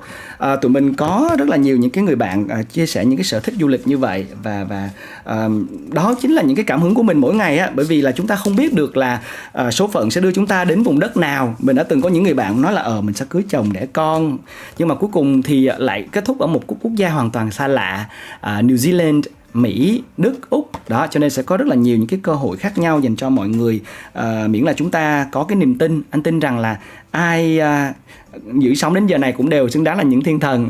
Cảm ơn các bạn rất là nhiều. Chúng ta sẽ kết thúc cái buổi livestream buổi tối ngày hôm nay là lời shout out đến các bạn Hoàng Kim, Dương Duy, Linh Đỗ, Nguyễn Thị Hà nó đi ngủ vẫn chưa đi ngủ, My Huyền, Hà Hoàng, Trịnh Quang Trường, anh là Lê Thắng anh là Lê Thắng em nha. Các bạn có thể đọc về những cái hành trình của mình cũng như là những cái câu chuyện của mình sẽ được kể sâu hơn. Nếu mà các bạn thích xem ảnh chụp thì cũng có thể follow Instagram của mình, bởi vì là hầu hết những cái bức ảnh của mình chụp ở đó là những cái chuyến hành trình của mình. Hoặc là các bạn có thể vào cái website cá nhân của mình ở địa chỉ tadale.com, thì nó có những cái chuyến đi, có những cái phóng sự, những cái ký sự mình làm ở đó, hoặc là những cái bài viết về những cái trải nghiệm đi học ở đây đó, chỗ này chỗ kia. Mình vẫn duy trì cái thói quen viết mỗi ngày, bởi vì mình cho rằng là viết cũng là một cách kể chuyện, và bây giờ mình đang nói chuyện với các bạn cũng là một cách kể chuyện. Để cho 10 năm, 20 năm nữa khi mà nhìn lại thì mình vẫn nhớ những gương mặt như là Đàm Tiến Vũ nè, hoặc là có thể Cool Boy lúc đó sẽ là một cậu gì đó rất là ngầu, nhưng mà đó, cái này nó sẽ vẫn còn ở lại mãi mãi nha mọi người. Hãy tin vào cái lý thuyết rất là đẹp của cuộc sống, đó là sự gắn kết và sự kết nối. Mình tin rằng sau gần 20 ngày làm việc cùng với nhau thì chúng ta đã tạo ra cái sự gắn kết, kết nối đó, để bây giờ mình chỉ cần nhắm mắt lại thôi thì cũng có thể nhớ được những cái tên như là Trường Xuân Official, Hà Hoàng, My Huyền, Nguyễn Thị Hà và nhiều gương mặt khác mà mình không kể tên ở đây. Nhiều khi các bạn sẽ dãy nảy lên và comment ngay lập tức. Đó là một cái cảm giác kết nối rất là gia đình. Cảm ơn các bạn đã giữ sóng cho đến tận bây giờ. Còn bây giờ sẽ là lời chào tạm biệt đối với các bạn bằng một cái màn dance mới được diễn ra gần đây vào tháng 7 vừa qua ở Đức và nhiều địa điểm khác trên thế giới, với những cái thông điệp rất là tuyệt vời về tình yêu, những cái thông điệp tuyệt vời về hôn nhân, sự gắn kết, sự hoàn hảo và một thế giới tuyệt vời nơi ta đang sống là một thế giới luôn nên ngập tràn niềm vui, nên ngập tràn những cái niềm hứng khởi và năng lượng tích cực mỗi ngày. Cho nên là hãy tin ngày mai dù sao cũng là một ngày mới, chưa học được bài nhiều thì ngày mai sẽ học nhiều hơn. Tối mai được nghỉ nha mọi người. Còn bây giờ thì anh sẽ gửi lời chào tạm biệt đến mọi người bằng cái mà video rất là thú vị này. Bây giờ chúng ta sẽ dành thời gian cuối của âm nhạc và dành thời gian để chào hỏi nhau trước khi bước vào giấc ngủ ngon và chuẩn bị sẵn sàng cho những ngày cuối tuần ở phía trước các bạn nha. Bye bye các bạn và chúc các bạn ngủ ngon. I love you.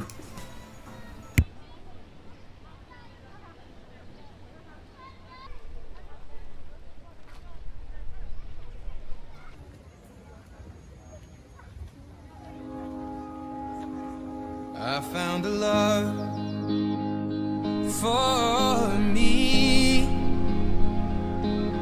Darling, just dive right in, follow my lead. Well, I found a girl, beautiful and sweet. Well, I never knew you were the someone waiting for me. Just kids when we fell in love, not knowing what it was. I will not give you up this time. Darling, just kiss me slow. Your heart is all I own, and in your eyes you're holding mine.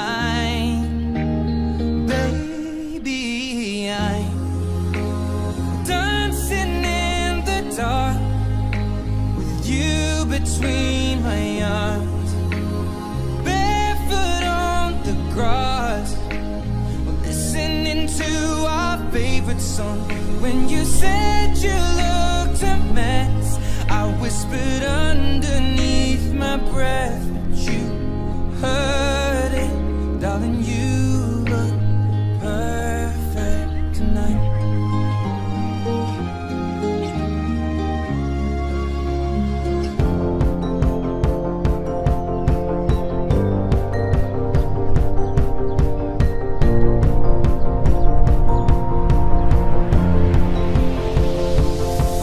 It's a beautiful night.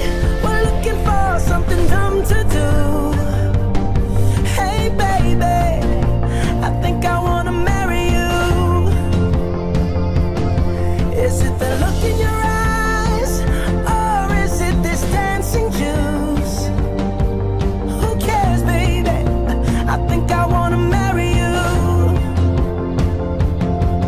Well, I know this little chapel on the boulevard.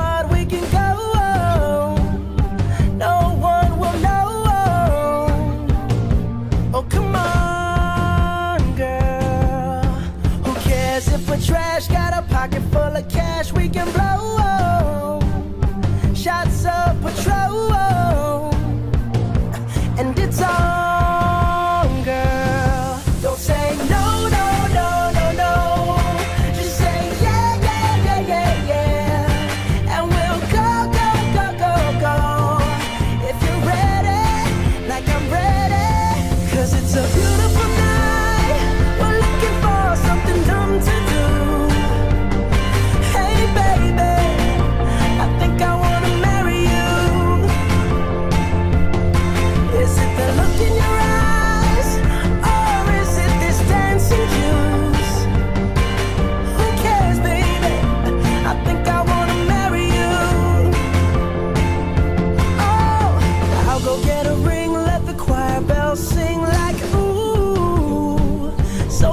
You wanna do? Let's just run, girl. If we wake up and you wanna break up, that's cool. No, I won't blame you.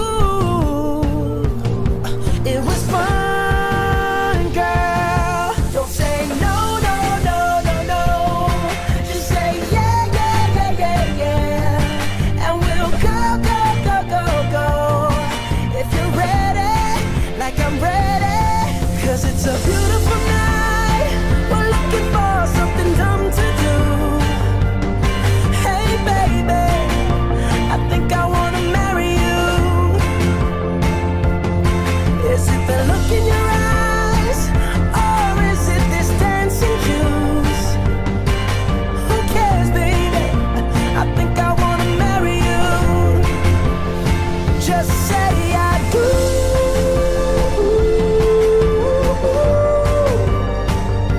Tell me right now, baby. Tell me right now, baby. Baby, just say I do. Và cuối cùng là lời cảm ơn dành cho bạn admin rất là dễ thương đã dậy sóng tối nay là bạn Giang nha. Giang. Shout out to Giang và cảm ơn các bạn rất là nhiều again. Chào tạm biệt các bạn. Shout out to Giang again. Bye bye. Chúc các bạn ngủ ngon. Hey baby, I think I wanna marry you. Is it the look in your eyes, or is it this dancing juice?